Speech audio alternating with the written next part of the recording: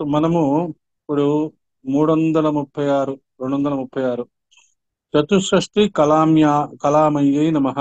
శ్రీ చతుషష్ఠి కళామయి శ్రీ చతుషష్ఠి కళామయ్యై నమః.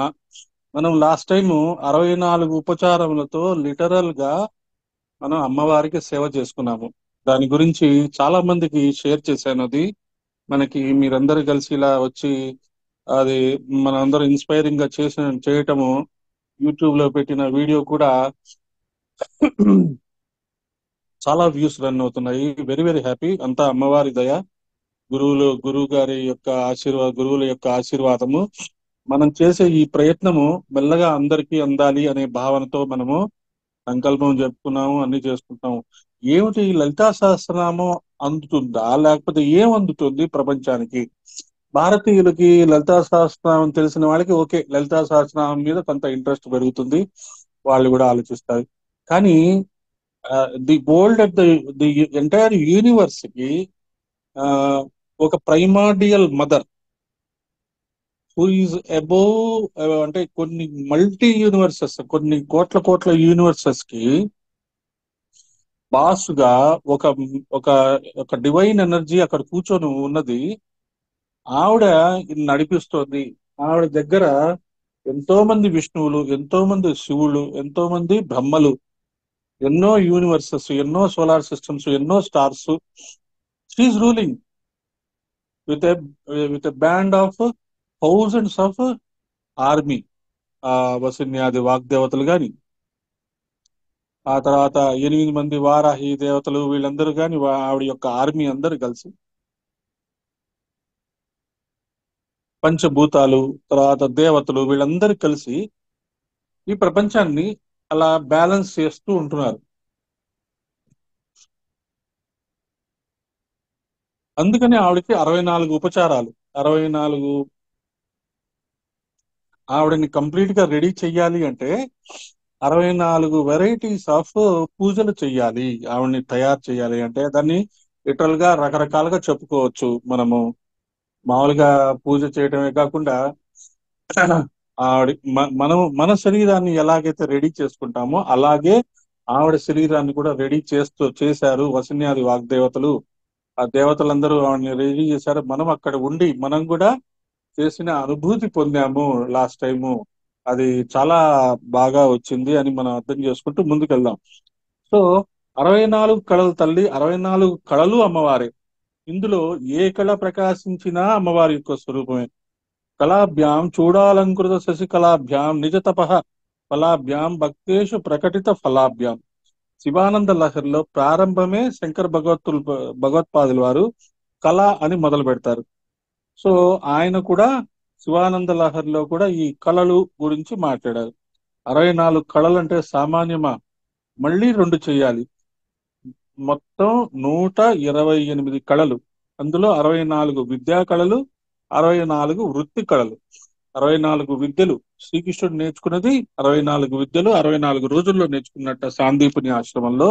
అంటే ఆయనదిలో ఎంత ఇంటెలిజెన్స్ ఉందో చూసుకోండి. మరి ఆయన ఫాలోవర్స్ గా మనము కృష్ణుణ్ణి, లలితాదేవిని ఇద్దరిని ఒక సమానమైన ప్లాట్ఫామ్ మీద ఉంచి వాళ్ళని మనం పూజిస్తూ, వాళ్ళని మనం ఫాలో అవుతూ, వాళ్ళ విషయాలు తెలుసుకుంటూ మనలో ఎన్ని కళలు డెవలప్ అవ్వాలి, మనలో ఎన్నో లేటెంట్ ఎబిలిటీస్ ఉన్నాయి, ఆ ఎబిలిటీస్ బయటికి రావాలి. ఊరికినే ఉపాసన సాధన ఆరాధన పూజలు చేశాము, కుంకుమ పూజ చేశాము, ఆ అమ్మవారి కళ్ళలో కనపడింది అలా కాకుండా మనలో మనలో కొత్త అంటే ఆ, ధ్యానంలో, జపంలో, తర్వాత మన యొక్క మాటల్లో మనకి ఏదైనా కొత్త కళ ఏదైనా తెలిసిందా, ఏదైనా మనకి కొత్త విషయాలు తెలిసినాయా, మన ద్వారా ఏదైనా కొంతమందికి మంచి మేలు జరిగిందా, ఇది చాలా ఇంపార్టెంట్. సరే, ఇందులో మ్, చతుర్విద్యలు, వీటి పేర్లు చెప్తున్నారు చూడండి. అన్వీక్షకి, త్రయీ, వార్త, దండనీతి. షడ్విద్యలు ఆకర్షణము, స్తంభనము, మారణము, విద్వేషణము, ఉచ్చాటనము, మోహనము. వేదములు ఋగ్వేదము, యజుర్వేదము, సామవేదము, అథర్వణ వేదము. వేదాంగములు శిక్ష, వ్యాకరణము, ఛందము, నిరుక్తి, జ్యోతిష్యము, కల్పము. శాస్త్రములు మీమాంస, న్యాయశాస్త్రం, పురాణము, ధర్మశాస్త్రం, ఆయుర్వేదం, ధనుర్వేదం, నీతి శాస్త్రం, అర్థశాస్త్రం. పురాణములు బ్రాహ్మము, పాద్మము, వైష్ణవము, శైవము, భాగవతము, భవిష్యోత్తరము, నారదీయము, మార్కండేయ పురాణము, ఆగ్నేయ పురాణము, బ్రహ్మవైవర్తము, లైంగము, వారాహ పురాణము, స్కాంద పురాణము, గరుడ పురాణము, వామన పురాణము, కూర్మ పురాణము, మత్స్య పురాణము, బ్రహ్మాండ పురాణము. సో ఇది మన సిలబస్ చూడండి, 64. ఇవన్నీ నేర్చుకోవాలి. అమ్మో ఇవన్నీ ఒక జన్మలో అవుతుందా అండి అంటే, మనం ఏదో ఒకటి ఇందులో వేదాలు కానీ వింటం కానీ ఇవన్నీ ఆ చదవడం మొదలు పెడితే ఎప్పుడో ఒకప్పుడు మనకి అన్ని విద్యలు నేర్పబడతాయి, ఖచ్చితంగా నేర్పబడతాయి. అలాంటి విద్యలు నేర్చుకోవడానికే మనం పుట్టింది, అంతేగాని ఏదో మెటీరియలిస్టిక్ లైఫ్ జీవించడానికి కాదు. ఎందుకంటే you are eligible for that, you are making yourself eligible for that. మీలో ఒక శక్తి, లలితా సహస్రనామం చేసిన శక్తి అటువైపు డ్రైవ్ చేస్తోంది మీకు తెలియకుండానే. ఏది ట్రూత్ వైపు, ఏది మన వేద విద్యల వైపు, కళల వైపు, వేదాల వైపు మిమ్మల్ని లాక్కెళ్తోంది. అది అర్థం చేసుకోండి. బలవంతంగా వెనక్కి రావద్దు. వెళితే అటు వెళ్ళిపోవడమే అంతే, కళ్ళు మూసుకొని. మళ్ళీ వెనక్కి వచ్చేస్తాము అవన్నీ చేత కాదు అని అనుకుంటే మీరు ఉన్న చోటనే ఉండండి, హాయిగా ఎంజాయ్ చేయండి మెటీరియలిస్టిక్ లైఫ్.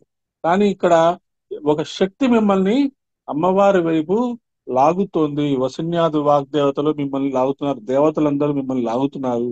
అమ్మవారి గురించి సమగ్రంగా, కంప్లీట్ గా, ది కంప్లీట్ ఎన్సైక్లోపీడియా ఆఫ్ లలిత అమ్మవారు తెలుసుకోవడానికి మీకు ఎన్నో దారులు ఓపెన్ అవుతున్నాయి అని కనుక మీరు అర్థం చేసుకుంటే, you should be the most happiest person in this on this earth planet. తర్వాత ఉప పురాణములు: సనత్ కుమార ఉప పురాణము, నారసింహ పురాణము, స్కాంద పురాణము, దౌర్వాస పురాణము, నారదీయము, కాపిలము, మానవము, ఔసనము, బ్రహ్మాండము, వారుణము, కౌశికము, లైంగము, సాంబము, సౌరము, పారాశరము, మారీచము, భార్గవము. సో 64 విద్యలండి. 64 విద్యలు ఇవి. తర్వాత ఇవి కాక మళ్ళీ గీతము, నాబాద్యము, నృత్యము, నాట్యము, అలేఖ్యము, విశేషక, పుష్పతుండల వల్యాది, కుసుమాస్తరణ, దంతవస్తాంగరాగ, మణికుట్టి కర్మ, శయ్యా విధి, వారి వాద్య, చిత్రయోగ, పుష్పలావిక, మాల్య గ్రంథనము, నేపథ్య రచన, కర్ణపత్ర భంగ, సుగంధ రచన, భూషాయోగ, ఇంద్రజాల, కౌచుమార, చిత్రశాఖాపూప భక్షక్రియ, హస్తలాఘవ, పానకాసవరాగాది నిర్మాణ, సూచీవాయ ప్రక్రియ, వీణ, ఢమరు, వాద్య, సూత్ర క్రీడ, ప్రహేళిక, ప్రతిమాల, దుర్వాచక యోగ, పుస్తకవాచిక, నాటికాఖ్యయిక, సమస్యాపూర్ణ, పట్టికా వేత్రవాత్ర, తక్షకర్మ, తక్షణ, వాస్తు విద్య, రత్నరూప పరీక్ష, ధాతువాద, మణిరాగ జ్ఞాన.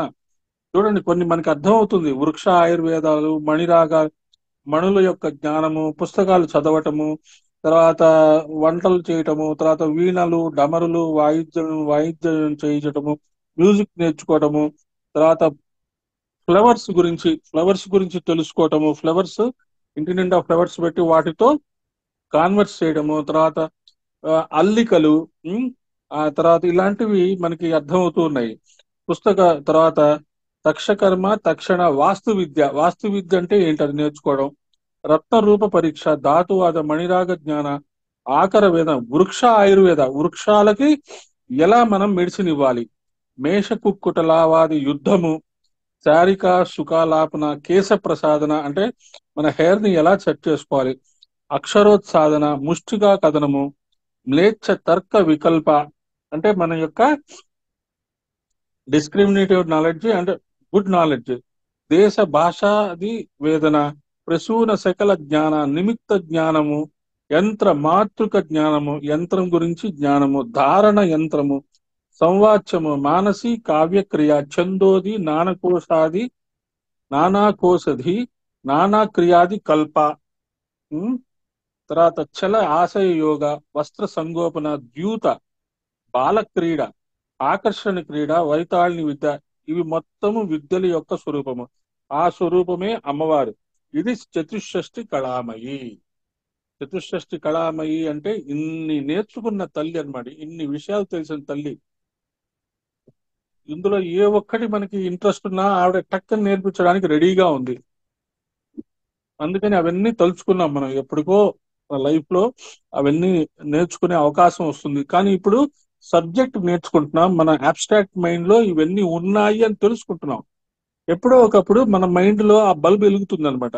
ఏదో ఒక అవకాశం వస్తుంది, ఒక మ్యూజిక్ నేర్చుకోవడం కానీ, ఒక అల్లికలు నేర్చుకోవడం కానీ, ఏదో ఒకటి. అప్పుడు మనకి ఖచ్చితంగా ఓకే, ఇది అమ్మవారు మనకి నేర్పిస్తున్నదే అనుకొని మనం దానిలోకి వెళ్తాం. మహా మహాచతుషష్టి కోటి యోగిని గుణసేవిత. శ్రీ మహాచతుషష్టి కోటి యోగిని గణసేవితాయే నమః. మహాచతుషష్టి కోటి యోగిని గణసేవిత. శ్రీ మహాచతుషష్టి కోటి యోగిని గణసేవితాయే నమః. అమ్మవారిని కొలుచుకుంటున్న యోగిని గణాలు మహాచతుషష్టి కోటి, 64 కోట్ల యోగిని గణములు. అంటే ఈవిడ పరివారం ఎంతమంది అండి? 64 కోట్లు. సో అందులో కనీసం ఒక్కళ్ళన్నా మనం అయితే, అందులో ఒక ఒక ఒక ప్లేస్ అన్నా మనకి దొరికితే definitely we will be the most happiest person. ప్రయత్నం చేస్తున్నాం, ఖచ్చితంగా దొరుకుతుంది మనకి.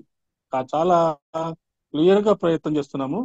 సో ఇప్పుడు ఇంకా 1 మినిట్ లోపల ఉంది, మళ్ళీ మనం జాయిన్ అవుతాం. ఓకే, అలాగా మహా విశేష పదప్రయోగం. శ్రీచక్రంలో ఉన్న దేవతలను ప్రధానంగా చెప్పుకున్నప్పటికీ అసలు శ్రీచక్రంలో, భూపురంలో, త్రైలోక్య మోహన చక్రంలో మధ్యరేఖ అయిన చతుస్ర రేఖలో 8 మంది మాతృకా దేవతలు ఉంటారు శ్రీచక్రంలో.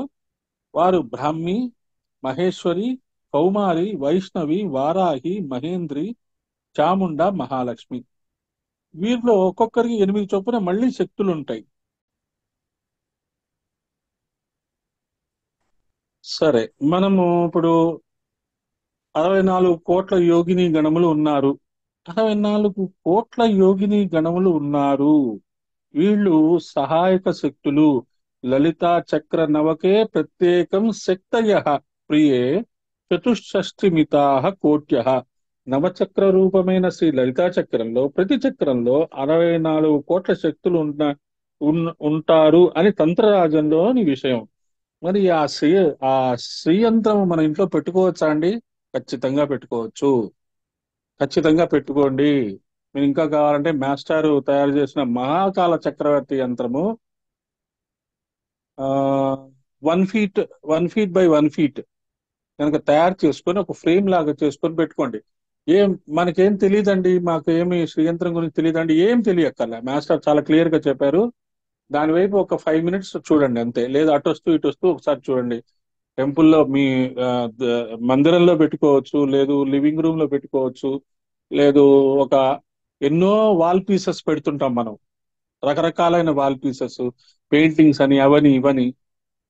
ఒక యంత్రరాజాన్ని గనక పెట్టుకుంటే అది మొత్తము మన ఇంటికి ఆ మంచి ఆ, ఇది ఇస్తుంది. వచ్చిన వాళ్ళు కూడా, చూసిన వాళ్ళు కూడా ఆ దాని యొక్క ఎనర్జీకి ట్రాన్స్ఫైర్ అవుతారు. వాళ్ళు ఎవరిని అడిగారు అనుకోండి శ్రీ యంత్రము అని చెప్పండి, శ్రీ యంత్రం గురించి మనకి ఎక్కువ అడిగే వాళ్ళే లేదు. ఇంకా గట్టిగా అడిగారు అనుకోండి, లలితా సహస్రనామం చేసుకోండి, మీకు కూడా శ్రీ యంత్రం గురించి తెలుస్తుంది అనొచ్చు. ఇంకా గట్టిగా అడిగారు అనుకోండి, నెట్ లో చాలా పుస్తకాలు ఉన్నాయి, చదువుకోండి అని చెప్పుకోవచ్చు. కానీ శ్రీ యంత్రాన్ని ఇంట్లో పెట్టుకోవచ్చా? ఖచ్చితంగా పెట్టుకోవచ్చు. మనం ఖచ్చితంగా పెట్టుకోవచ్చు. ఎందుకంటే లలితా సహస్రనామాన్ని సమగ్రంగా అధ్యయనం చేస్తున్నాము. మరి శ్రీ యంత్రము ఎలా పూజ చేసుకోవాలి? దాని రకరకాల పూజా పద్ధతులు ఉన్నాయి, మనకు అందరికి తెలుసు. చక్కగా మనం టెంపుల్లో, మన పూజా మందిరంలో ఒక శ్రీయంత్రం లాంటిది, ఒక క్రిస్టలైజ్డ్ శ్రీయంత్రమో లేకపోతే ఏదో ఒకటి పెట్టుకొని, ఏదో ఒక కాగితం, ఒక ఆ మళ్ళీ కాపర్వి అలాంటివి ఆ వద్దు. అవి కాపర్వి అలాంటివి ఏంటంటే వాటిని చాలా రెగ్యులర్ గా పూజ చేయాల్సి వస్తుంది. మామూలుగా మీరు అమ్మవారి ఫోటో పెట్టి పూజ చేసుకోవచ్చు, లేదు క్రిస్టలైజ్డ్ శ్రీయంత్రం తెచ్చుకొని కుంకుమతో పూజ చేసుకొని మళ్ళీ క్లీన్ చేసేసి ఆ కుంకుమ వాడుకోవచ్చు. ఆ ఏదైనా ఖడ్గమాలతో గాని, లలితా సహస్రనామంతో గాని చక్కగా శ్రీయంత్ర పూజ చేసుకోవచ్చు. లివింగ్ రూమ్ లో కానీ, హాల్లో కానీ, లేకపోతే మీ ఆ పూజా రూమ్ లో కానీ, లేదా డైనింగ్ రూమ్ లో కానీ ఒక చిన్న ఫ్రేమ్ లాగా ఆ శ్రీయంత్రం పెట్టుకోవచ్చు. ఖచ్చితంగా పెట్టుకోవచ్చు. లేదు మీరు ఇంట్లోకి అటెండ్ అవ్వంగా, ఇంట్లోకి రాగానే ఇలా చూస్తాం కదా, అక్కడ దేవుడి బొమ్మ ఏదో ఉంటుంది కదా, అలాంటి ప్లేస్ లో కూడా పెట్టుకోవచ్చు. ఇంట్లోకి రాగానే యంత్రాన్ని చూస్తాము, వెళ్ళేటప్పుడు కూడా యంత్రాన్ని చూసి నమస్కారం చేసుకుంటాం. ఖచ్చితంగా అది మీకు 100% పాజిటివ్ రిజల్ట్స్ వస్తుంది. మిమ్మల్ని ఎవల్యూషన్ లో ముందుకు తీసుకెళ్తుంది, అమ్మవారి వైపు మిమ్మల్ని ఖచ్చితంగా తీసుకెళ్తుంది. తర్వాత శ్రీయంత్రం యొక్క అలవాటు ఏంటి, దాన్ని ఎలా ఉపయోగించుకోవాలి అనేది మనం తర్వాత తెలుసుకుందాం. ఇలా మొత్తం కలుపుకుంటే అమ్మవారి శ్రీచక్రంలో 5 పద్మాల, 7 అర్బుదాల, 6 కోట్ల మంది యోగినులు ఉంటారు. ఇంత పెద్ద సంఖ్య కనుక మహా అన్నారు. చూడగలిగే శక్తి మనకి లేదు, కానీ ఉండగలిగే శక్తి అమ్మవారికి ఉంది. అలాంటి అన్ని శక్తులు అమ్మవారిని నిరంతరం సేవిస్తూ ఉంటాయి. మనం చాలా చోట్ల తెలుసుకుని ఉంటాం. మనం వెంకటేశ్వర స్వామి ఆ పొద్దున్నే ఇది వింటాము, ఏదో ఋషులు వాళ్ళు అందరూ కలిసి వెంకటేశ్వర స్వామిని సేవిస్తుంటారు అని చెప్తారు. తర్వాత ఏంటి మిగతా దేవుళ్ళు దేవతల గురించి కూడా బాగా వాళ్ళు పొద్దున్నే ఋషులు వచ్చి వాటిని సేవిస్తుంటారు, వాళ్ళని పూజ చేస్తుంటారు. అరుణాచలంలో శివుణ్ణి పొద్దున్నే ఋషులు దేవతలు వచ్చి సేవ చేసుకుని వెళ్ళిపోతుంటారని కూడా చెప్తారు కదా.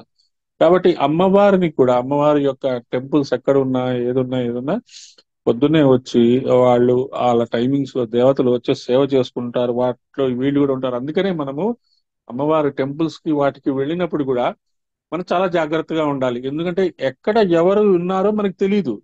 కొన్ని కొన్ని వేల మంది ఉన్నారు, లక్షల మంది ఉన్నారు, కోట్ల మంది ఉన్నారు. టెంపుల్స్ లో మన బిహేవియర్ కానీ మన మాటలు కానీ చాలా జాగ్రత్తగా ఉండాలి. అనవసరమైన చెత్త వాగడము, అనవసరమైన అటు ఇటు చూడటము, లేదు వాళ్ళతో వీళ్ళతో మాట్లాడటము, చెప్పులు ఎక్కడ పెట్టాను, అయ్యో చెప్పులు ఉంటాయా లేదా అని అనుకోవడము. చెప్పులు వేసుకోకుండా వెళ్ళండి హాయిగా టెంపుల్స్ కి. వెహికల్ ఎక్కడ పార్క్ చేశాను, వెహికల్ ఉంటుందా లేదా, ఇలాంటివి కాకుండా ఎందుకు మనం టెంపుల్స్ లోకి వెళ్ళినప్పుడు మనము ఆ దేవతల మీదే ఎందుకు కాన్సన్ట్రేట్ చేయాలి అని అంటే, బికాస్ ఆఫ్ దీస్ థింగ్స్. వాళ్ళు వాళ్ళు ఏ టైంలో వస్తారో తెలియదు. అశరీరధారులు కొన్ని వందల మంది ఉంటారు బాగా మంచి పవర్ఫుల్ టెంపుల్స్ లో. వెంకటేశ్వర స్వామి దగ్గర కానీ ఎక్కడైనా కానీ, మన అరుణాచలంలో కానీ మనం గట్టిగా అటు ఇటు జరిగినా, వాళ్ళకి ఏదైనా ఇదైనా వాళ్ళకి ఇబ్బంది అవుతుంది. కాబట్టి మన పాటికి మనం వెళ్ళటము, చక్కగా చూసుకోవడము, పూజలు ఉంటే పూజలు చేసుకోవడం, ఆరతులు ఉంటే ఆరతులు ఇచ్చుకోవడము, ప్రసాదం తీసుకోవడం, కాసేపు అక్కడ కూర్చొని నామస్మరణ చేసుకోవడం, బయటికి రావటం. ఇలా చేసినప్పుడు ఖచ్చితంగా వాళ్ళ దృష్టి మన మీద పడుతుంది. ఓకే, వీళ్ళు దే నో హౌ టు టెంపుల్లో ఎలా ఉండాలి. ఇదంతా ఎనర్జీ గెయినింగ్ థింగ్స్. ఏదో పుణ్యము పాపం అని కాదు ఇది. మీరు కరెక్ట్ గా టెంపుల్లో కరెక్ట్ గా ఉంటే మీకు చాలా ఎనర్జీని ఇంటికి తీసుకెళ్ళచ్చు. మీరు ఏదైనా కొంచెం డిఫరెంట్ గా ఉన్నారనుకోండి, మీతో ఎనర్జీ రాదు. అదేదో పాపం అయిపోతుంది అని కాదు. మనం పాపం పనులు ఏం చెయ్యం. మనం ఏమి అన్ఎక్స్పెక్ట్ చెత్త వాగడం అలాంటివి చెయ్యం. కాకపోతే సమ్ టైమ్స్ కొంచెం కొంచెం మనం పక్కకి అటు ఇటు ఇదే మనల్ని డైవర్ట్ అయిపోతుంటాం. అటెన్షన్ డైవర్ట్ అవుతూ ఉంటుంది. ఆ డైవర్ట్ అవుతున్న అటెన్షన్ ని మళ్ళీ మళ్ళీ మనం లాక్కొచ్చి ఆ డైటీ మీద ఉంచుకొని ఆ టెంపుల్ ఆవరణలో అడుగుపెట్టినప్పటి నుంచి బయటికి వచ్చే వరకు కంప్లీట్ గా దాని మీదే దృష్టి ఉంటే మనకి అశరీర దారులతో చాలా పనులు ఉన్నాయి. వచ్చే వచ్చే జనరేషన్స్, రాబోయే జనరేషన్స్, దేవతలు, మనుష్యులు, ఋషులు కలిసి పనిచేస్తారు. ఎంతో పని ఉంది. కొన్ని కోట్ల కోట్ల కోట్ల మంది కలిసి వచ్చినా కూడా అమ్మవారి యొక్క విషయాలు తెలుసుకోవడానికి, అమ్మవారి యొక్క పనులు చేయడానికి మనకి ఎంతో మంది సహాయం కావాల్సి వస్తుంది. ఎంతో మందితో మనము కలిసి పనిచేయాల్సి వస్తుంది. దానికోసం రెడీ అవుతున్నాం. రాబోయే రోజుల్లో దేవతలు, ఋషులు అందరూ ఆల్రెడీ ఇప్పుడు దిగి ఉన్నారు. కొంతమందితో కలిసి పని చేస్తున్నారు ఆ శరీరదారులు. మనం కూడా వాళ్ళతో కలిసి పని చెయ్యాలి అంటే మనం we have to live for energy కోసము.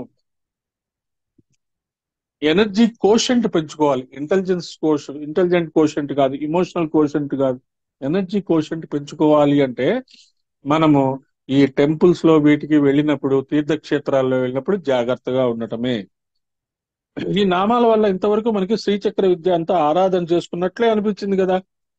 ఇదే మహాయాగ క్రమారాధ్య అని చెప్పబడుతున్న అమ్మవారి యొక్క దివ్య స్వరూపము. సో మనం ఇలా మాట్లాడుకుంటూ ఉండటమే శ్రీచక్ర యొక్క ఆరాధన అని ఎంత చక్కగా చెప్తున్నారు చూడండి. ఇప్పటి వరకు మనం మాట్లాడుకున్నదంతా శ్రీచక్రాన్ని చేసినట్టే అని. తర్వాత మను విద్య చంద్ర విద్య చంద్రమండల మధ్యగా చారు రూప చారుహాస చారు చంద్ర కళాధర. సో ఇది వీటి గురించి చెప్తారు. మను విద్య శ్రీ మను విద్యాయే నమః. అమ్మవారి విద్య మను విద్య అంట. మను అంటే మంత్రం అని ఒక అర్థం ఉన్నది. మంత్ర విద్యలన్నీ అమ్మవారి రూపమే, ఇది సాధారణంగా చెప్పుకునే అర్థం. అమ్మవారికి ప్రధాన విద్య ఏదైతే ఉందో ఆ శ్రీ విద్య మనకి ఇప్పుడు లోకంలో ఒక పద్ధతిగా తెలుసు కాబట్టి విద్య అంటాం.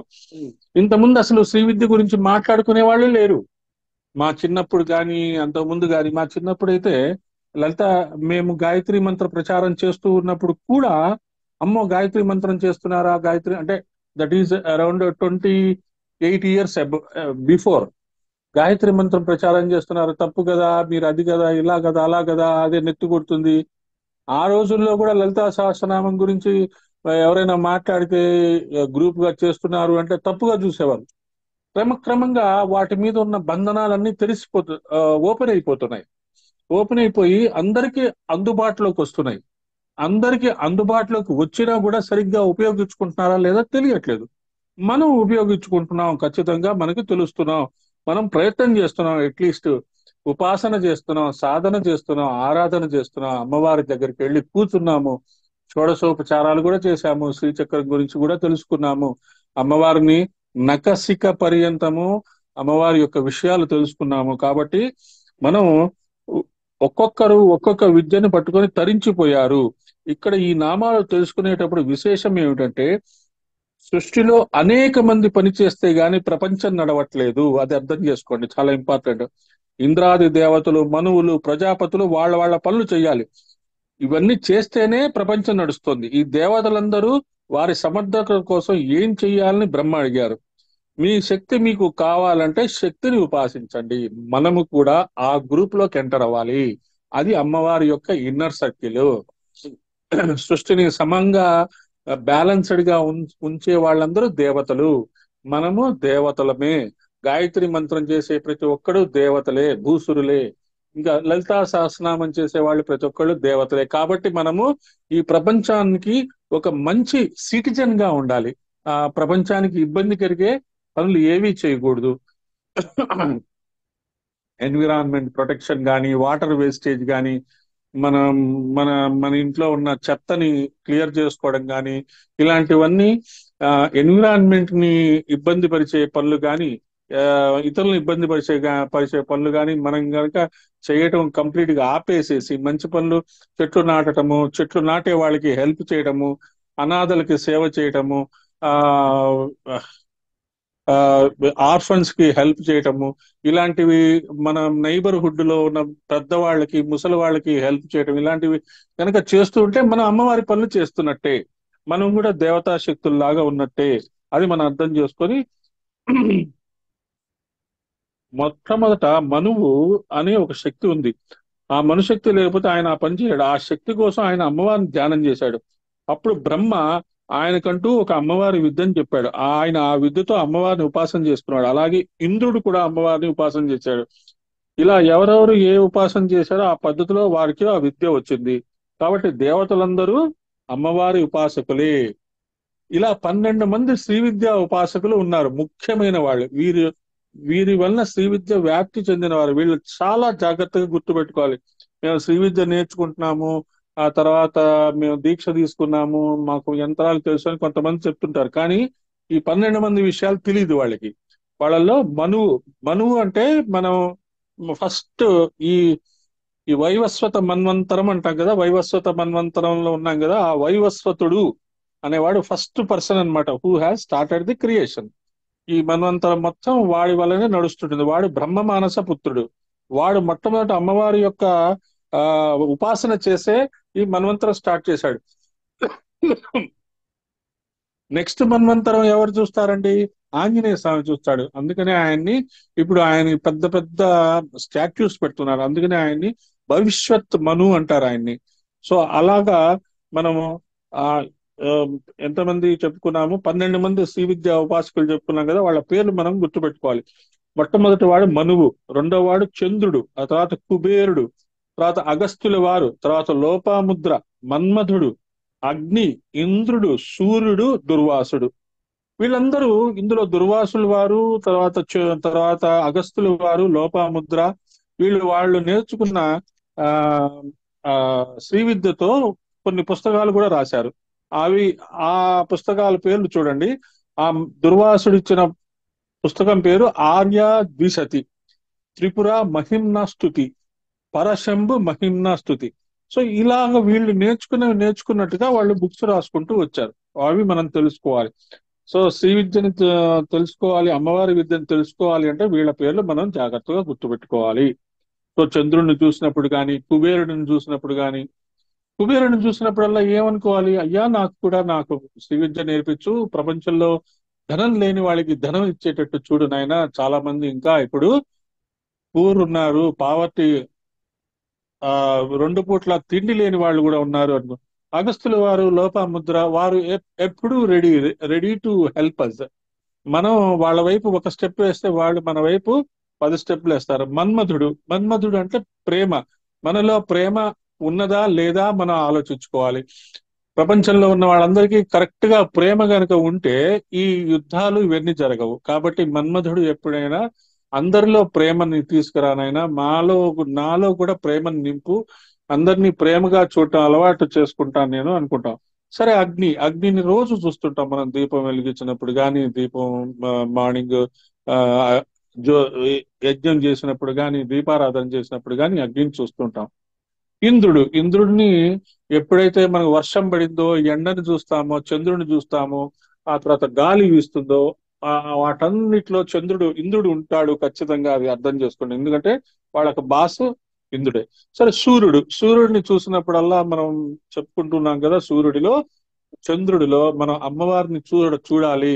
తెల్లవారుజామున ఎప్పుడైనా సూర్యుడికి వెళ్ళి అర్ఘ్యం ఇచ్చినప్పుడు, ఆ తర్వాత సూర్యుడిని చూసినప్పుడు, పౌర్ణమి రోజు పైకి వెళ్ళి మేడ మీదకి వెళ్ళి పౌర్ణమిలో వాకింగ్ చేసేటప్పుడు బింబంలో అమ్మవారిని చూడటం అలవాటు చేసుకోండి. ఖచ్చితంగా రోజు పొద్దున్నే మీరు అర్ఘ్యం ఇస్తుండండి, సూర్యుడికి అర్ఘ్యం ఇస్తుండండి. అప్పుడు అర్ఘ్యం ఇచ్చేటప్పుడు అమ్మవారిని చూసుకుంటూ ఉంటే, వాళ్ళని కనుక ఇంప్రెస్ చేస్తే, గురువు కోరుకుని అదితే. గురువు ఎప్పుడూ ఇంప్రెస్ అయిపోతాడు. గురువు ఎప్పుడూ చెప్తాడు, నేను చాలా ఇంప్రెస్ అయిపోయానయ్యా, కానీ నువ్వు దేవతల్ని వాళ్ళని ఇంప్రెస్ చెయ్యాలి, నీకు హెల్ప్ చేస్తా. నేనేదో నీకు నువ్వు నాకు నమస్కారం పెట్టి నా కాళ్ళు వత్తంగానే నేనేదో ఇంప్రెస్ అయిపోయి విద్యనంతా నీకు ఇచ్చేసేసి నేను పక్కకి వెళ్ళిపోవడం కాదు. నువ్వు విద్యని ఇస్తా, కానీ విద్యతో పాటు దేవతల్ని, ప్రాకృతిక శక్తుల్ని, వాటిని సరిగ్గా గౌరవించు. వాళ్ళతో లింక్ పెట్టుకో, వాళ్ళతో ట్రాన్సాక్షన్స్ చేస్తుండు. సూర్యుడితో ట్రాన్సాక్షన్ చేయి, సూర్యుడితో మాట్లాడు, చంద్రుడితో లింకప్ చేసుకో, నక్షత్రాలతో లింకప్ చేసుకో, వాటి గురించి తెలుసుకో, వాటి గురించి శోధన చేయి, వాటి గురించి బాగా రీసెర్చ్ చేస్తే వాటి గురించి విషయాలు తెలుస్తున్న కొద్దీ వాటి వైపు మీ అట్రాక్షన్ వస్తుంది అని మనకి గురువు చెప్తూ ఉంటాడు. అలా అర్థం చేసుకుందాం.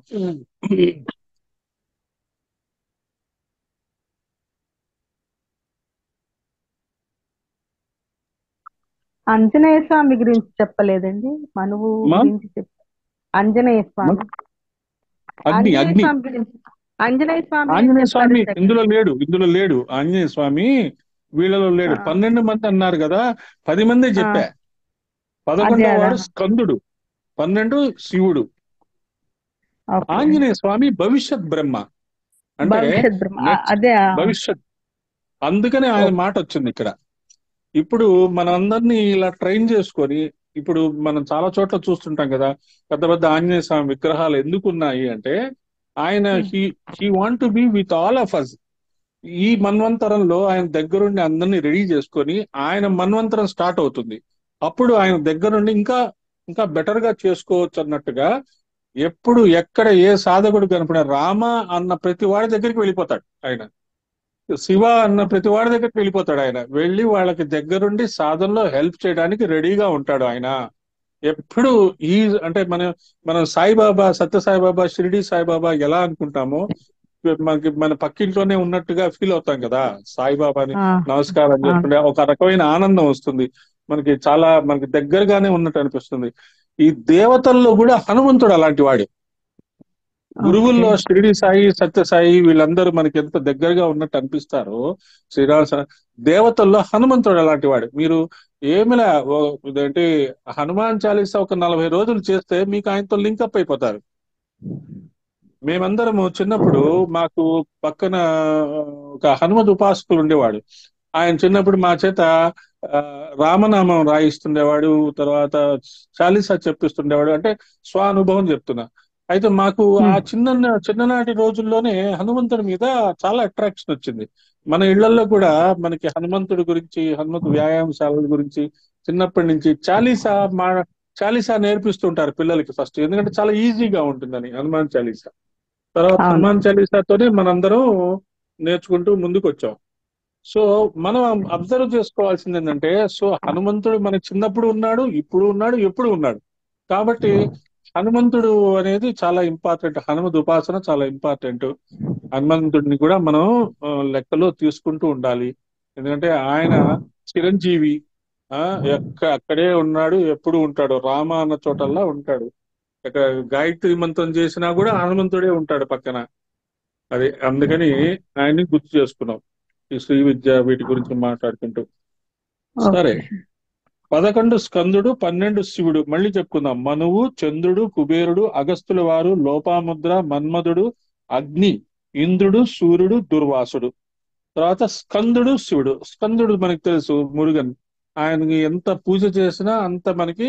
కాకపోతే మనం జనరల్ గా ఏం చేస్తాము అంటే, ఆయన పూజలు చేసి నాయన మాకు ఆరోగ్యం ఇవ్వు, ఆనందం ఇవ్వు, మా పిల్లల పెళ్లిళ్ళు చేయి, అవి చేయి, ఇవి చేయి అని అడుగుతాం. ఓకే, అవి అడగండి. అది కాకుండా మాకు శ్రీ విద్య నేర్పించు, అమ్మవారిని ఎలా ఉపాసన చేయాలని నేర్పించు, మమ్మల్ని నీ యొక్క ఫోల్డ్ లోకి తీసుకో, నీ యొక్క ఆరాలోకి తీసుకో, నీ యొక్క దేవసేన అని ఉంటుంది ఆయనకి, నీ యొక్క సేనలోకి తీసుకో, మమ్మల్ని ఇంకా ఎక్విప్ చెయ్యి అని అడగటం కనుక మొదలు పెడితే they will feel so happy. వాళ్ళు మన దగ్గరికి వచ్చి మనకి నేర్పిస్తారు. సో ఈ 12 మంది కూటత్రయ విద్యని వృద్ధి చేశారు. కూటత్రయ విద్య అంటే వాగ్భవ కూట, కామరాజు కూట, శక్తి కూటాలు అని చెప్పబడే విద్యలని వారి వారి పద్ధతిలో వారు ఉపాసన చేశారు. ఇలా వచ్చినది అమ్మవారి విద్య కనుక మానవులకు ప్రధానంగా మొదటివాడు మనువు, స్వయంభవ మనువు. మన దృష్టిలో ఇతడు సృష్టికి ప్రారంభం. మను విద్యాన్ని ప్రారంభించారంటే శాస్త్రాల్లో ఉపలక్షక న్యాయం అని అంటారు. మనువు చెప్పాడంటే మొత్తం 12 మంది చెప్పారని అర్థం. మను విద్య అంటే మొత్తం అయింది. కాబట్టి మనం మను విద్య, చంద్ర విద్య, చంద్రమండల మధ్యగా, చారు రూప, చారుహాస, చారు చంద్ర కళాధర అంటే మనకు ఆ విద్యలు నేర్పించే శక్తి ఉన్నది. తర్వాత చంద్ర విద్య, శ్రీ చంద్ర విద్యాయర్మ, చంద్రుడు ఉపాసించిన విద్య. చంద్రుడు ఉపాసించిన విద్య ఎలా చేసుకోవాలండి అంటే, పౌర్ణమి ధ్యానాలు చేసుకోవడం. పౌర్ణమి రోజు లలితా సహస్రనామం చేసుకోవడం, పౌర్ణమి రోజు అందరూ కలిసి ధ్యానం చేసుకోవడం, మన పౌర్ణమి మెడిటేషన్స్ లో ఉండడం, చంద్రుడు సంబంధించిన విశేషాలు తెలుసుకోవడం, తర్వాత చంద్రుడి యొక్క కళలను బట్టి మనము సాధన పెంచడం, మళ్ళీ కళలను బట్టి సాధన తగ్గించడం. ఇలాగ చాంద్రాయణ వ్రతం కూడా అని కూడా ఉంటుంది. అలాంటిది కూడా మనం చేయడానికి కష్టమే. అది అంటే ఆహారాన్ని పెంచుకుంటూ వెళ్తారు. అది అలాంటివి కాకుండా మనం చంద్ర కళలను బట్టి మనము ఏదైనా ఒక పుస్తకం లాగా తెలుసుకొని మొదటి రోజు 2 పేజీలు, రెండో రోజు 4 పేజీలు, ఆ తర్వాత 6 పేజీలు, అలాగా ఒక స్వాధ్యాయం చేసుకోవడానికి ప్రయత్నం చేయొచ్చు. చాంద్రాయణ వ్రతం నిజానికి అమ్మవారి విద్య చంద్ర విద్య.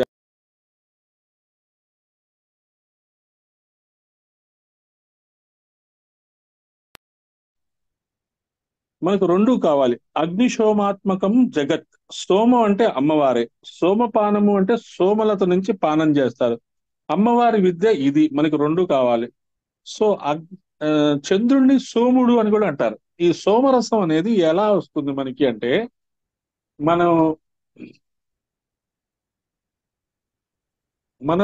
మనం మాట్లాడుతున్నప్పుడు, జపం చేసేటప్పుడు, ధ్యానం చేసేటప్పుడు మన నోటిలో సెలైవా ఒకటి తయారవుతుంది. ఆ సెలైవా ఒక్కొక్కసారి మీరు జాగ్రత్తగా గమనించుకోవాలి. భోజనం చేసేటప్పుడు సరే మనం ఏది పెట్టుకుంటే ఆ టేస్ట్ వచ్చేస్తుంది. కానీ మనం ధ్యానం చేసేటప్పుడు, జపం చేసేటప్పుడు ముందు ఏ టేస్ట్ ఉందో మన నోటిలో, తర్వాత జపం చేసిన తర్వాత ఏ టేస్ట్ వచ్చింది, ఆ తర్వాత ధ్యానం చేసిన తర్వాత ఏ టేస్ట్ వచ్చింది, అది కనుక మీరు అర్థం చేసుకుంటే ఆ లోపల ఉన్న సెలైవ మారుతూ ఉంటుంది, దాంట్లో ఉన్న ఎంజైమ్స్ మారుతుంటాయి, అక్కడ సోమరసం వస్తుంది. కేచరి ముద్ర వేసిన వాళ్ళు కరెక్ట్ గా సోమరసాన్ని లాగుతారు. సో మనం కేచరి ముద్ర వేసుకున్నప్పుడు, చాలా మంది కేచరి ముద్ర వేసుకోవడం తెలుసా, కేచరి ముద్ర ఇలా వేస్తారు అలా వేస్తారు, వేస్తాము నేర్చుకున్నాము, ఏంటి నెక్స్ట్ ఏంటి? ఎప్పటి వరకు అది మీ సలైవా టేస్ట్ మారుతుందో అప్పటి వరకు కేచరి ముద్ర ప్రాక్టీస్ చేసుకుంటూ ఉండటమే. అది ఎవరు చెప్పరు. సెలైవా టేస్ట్ మారుతుంది, కేచరి ముద్ర వల్ల సెలైవా టేస్ట్ మారుతుంది. అప్పుడు మీకు ముందు జనరేట్ అయ్యే సెలైవా టేస్ట్ వేరు, కేచరి ముద్ర వేసినప్పుడు తర్వాత టేస్ట్ వేరు. అది ఎవరు చెప్పరు.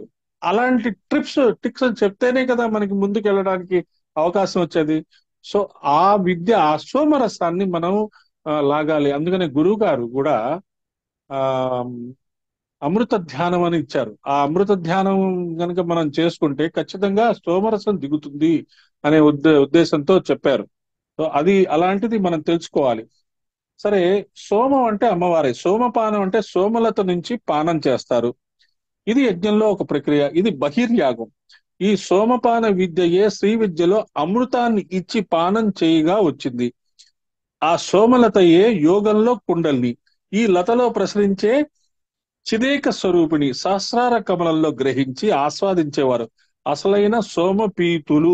యోగ విద్యలో ఇది సోమపానము, అక్కడ చంద్రబింబ స్వరూపిణి అయినది. సరే, మనము కుండలిని గురించి కూడా ఒకసారి అనుకున్నాం. మూలాధారంలో ఈ కుండల్ని ఎలా అలా అలా వెళ్ళి ఇలా ఆ, ముందుకు వెళ్ళి మామూలుగా పైకి కిందకి వెళ్తూ ఉంటుంది. కాకపోతే మనం కొంచెం లలితా సహస్రనామంలో కుండలిని జాగరణ ఇలాంటివి చేసినప్పుడు ఏమవుతుంది, ఈ కుండల్ని అలా పైకి వెళ్ళి సహస్రారంలో చంద్రబింబం ఉంటుంది, మీలో ఉంటుంది, నాలో ఉంటుంది, అందరిలో ఉంటుంది. అందుకనే శివుడు తలలో చంద్రబింబం ఉన్నట్టు చూపిస్తారు. యోగులందరికీ బాస్ ఆయనే, శివుడే. యోగా చేసే వాళ్ళందరికీ బాస్ ఆయనే. కాబట్టి ఆయన తలలో చంద్రుడిని పెట్టుకున్నాడు అంటే మన తలలో కూడా ఉన్నట్టే లెక్క. ఎందుకంటే మనము అదే కాబట్టి. ఎప్పుడైతే ఈ కుండల్ని పైకి వెళ్ళి ఆ చంద్రుడిని టచ్ చేస్తుందో, సహస్రార కమలంలో ఉండే చంద్రుడిని టచ్ చేస్తుందో, అప్పుడు సోమరసం దిగుతుంది. ఆ సోమరసం దిగిన తర్వాత ఇక ఆకలి ఉండదు, దప్పులు ఉండవు, ఏముండవు. ఆహారం అవసరం లేదు శరీరానికి. మన శరీరానికి ఆహారం ఎందుకు ఇస్తాము అంటే అది ప్రాణశక్తిగా మారి రక్తంలో కలిసి మనల్ని జీవించడానికి ఉపయోగిస్తుంది. ఆ సోమరసమే దిగిన తర్వాత ఇక మనకి ఆహారాలు పానీయాలు అవసరం ఉండదు. అది మన లక్ష్యం. అలాగా ఈ చంద్రుడి యొక్క ఆ ఇది కూడా తెలుస్తుంది. మహారాష్ట్ర లాంటి ప్లేసెస్ లో ఒక ఒక పౌర్ణమికి పెద్ద ఆ మీకు అందరికి తెలిసే ఉంటుంది, పెద్ద డేగిసా తీసుకొని పాలు బాగా బర్న్ చేస్తారు. కరెక్ట్ గా రాత్రి 12 o'clock కి ఆ చంద్రుడిలోంచి ఒక చుక్క అలా పడుతుంది అని చెప్తారు. ఆ పాలు తాగుతారు. అది some times August Kojagiri September పేరు పౌర్ణమి మర్చిపోయాను. అంటారండి. కరెక్ట్, కోజాగిరి పౌర్ణమి, కోజాగిరి పౌర్ణమి. ఆ రోజు ఆ పాలు కొన్ని 10 మంది ఉంటే 25 లీటర్ల పాలు తెప్పిస్తారు, బాగా దాన్ని చేస్తారు. చేసి అందరూ 4-5 గ్లాసులు పాలు తాగుతారు. ఆ రోజు వేరుశనగ పప్పులు ఇవన్నీ బాగా తింటారు, ఎందుకంటే పాలు కూడా మనకి శరీరంలో ఇబ్బంది లేకుండా ఉండటానికి. అలాంటి ప్రక్రియలు మన భారతదేశంలోనే ఉన్నాయి. ఎందుకంటే మనకి అందరికీ కుండల్ని చేసే అవకాశం ఉండదు, అందరికీ ఆ సోమరసం అంటే తెలియదు. ఇండైరెక్ట్ గా మనకి ఆ విద్యల్ని, ఆ సోమరసాన్ని పరిచయం చేయటానికి ఇలాంటి చిన్న చిన్న మన మన పండుగల్లో, మన యొక్క వీటిలో చేసే మన యొక్క కార్యక్రమాలు కానీ, ముగ్గులు వేయటం కానీ, ఇలాంటివన్నీ మనకి చాలా క్లియర్ గా నేర్పించింది ఇందుకే. ఇవన్నీ అమ్మవారి యొక్క ఆరాధనయే అని అర్థం చేసుకుంటే మనకి చాలా బాగుంటుంది. సో సహస్రార కమలంలో చంద్రమణంలో అమ్మవారు ఉంటారు. అది అక్కడ స్రవిస్తేనే ప్రపంచం సించంతి పునరపి రసాంనాయ మహసహ.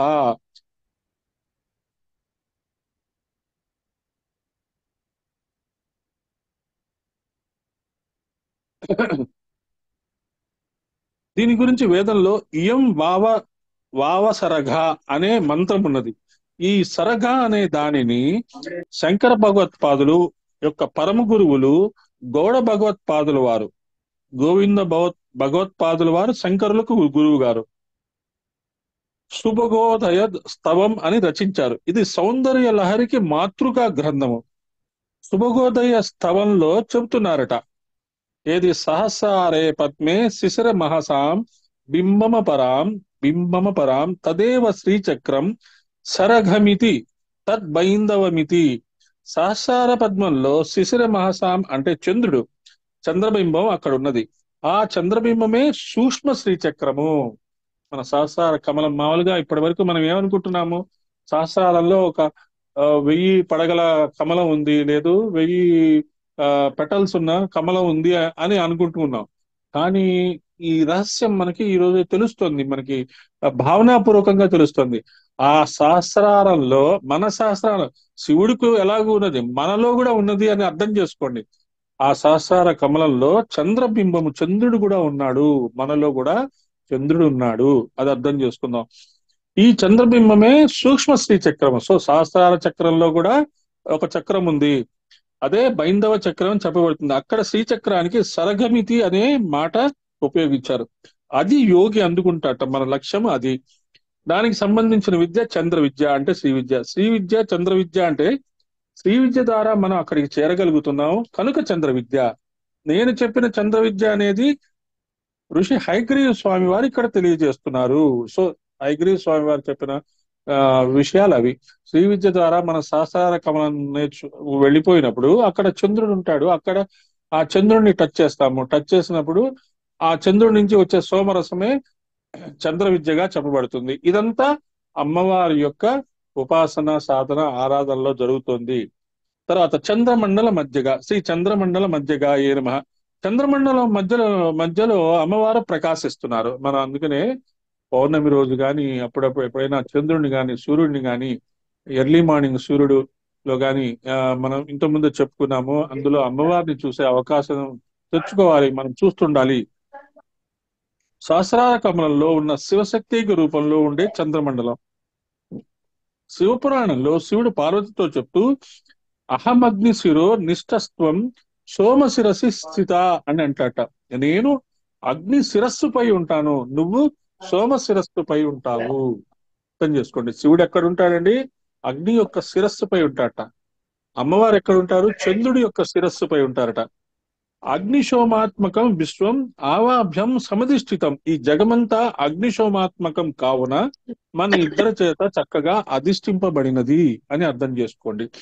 అగ్ని శిరస్సు అంటే మూలాధారంలో 3 చుట్లు చుట్టుకుని ఉన్న కుండలిని తేజస్సు, అదే మహాలింగం. మనలో కూడా శివలింగం ఉన్నది, అది అర్థం చేసుకోండి. మనలో కూడా శివలింగం ఉన్నది. అది ఎలా ఉన్నది అంటే కుండలిని లాగా ఉన్నది. అదే అగ్ని, అది జ్వలిస్తేనే ఆ పైకి వెళ్ళి చంద్రమండలాన్ని అందుకుంటేనే ధార. అగ్నిశోమాత్మకం జగత్ అని ఇక్కడ చూపిస్తున్నారు. మనం కూడా మనం ధ్యానం చేసేటప్పుడు మనం పౌర్ణమి రోజు ధ్యానం చేసేటప్పుడు కూడా మనం మూలాధారం నుంచి మనస్సుని అక్కడ దాకా తీసుకెళ్ళి అక్కడి నుంచి మనము ధార వస్తున్నది అనే ధ్యానం మనం రెగ్యులర్ గా చేసుకుంటున్నాం కాబట్టి, భావనాపూర్వకంగా చేసుకుంటున్నాం కాబట్టి ఖచ్చితంగా ఎప్పుడో ఒకప్పుడు మనం ఆ లక్ష్యానికి చేరుకుంటాము. చంద్ర అంటే ఆహ్లాద రూపుడు, అమృత రూపుడు. అమ్మవారు ఆహ్లాద స్వరూపిణి, అమృత స్వరూపిణి, ప్రసన్నతారూపిణి, రసస్వరూపిణి. కనుకనే ఆర్ద్రాం పుష్కరిణి పుష్టిం అని అంటారు శ్రీ సూక్తుల్లో. ఆ ఆర్ద్ర శక్తే చంద్రశక్తి. అందుకే చంద్ర విద్య చంద్రమండల మధ్యగా.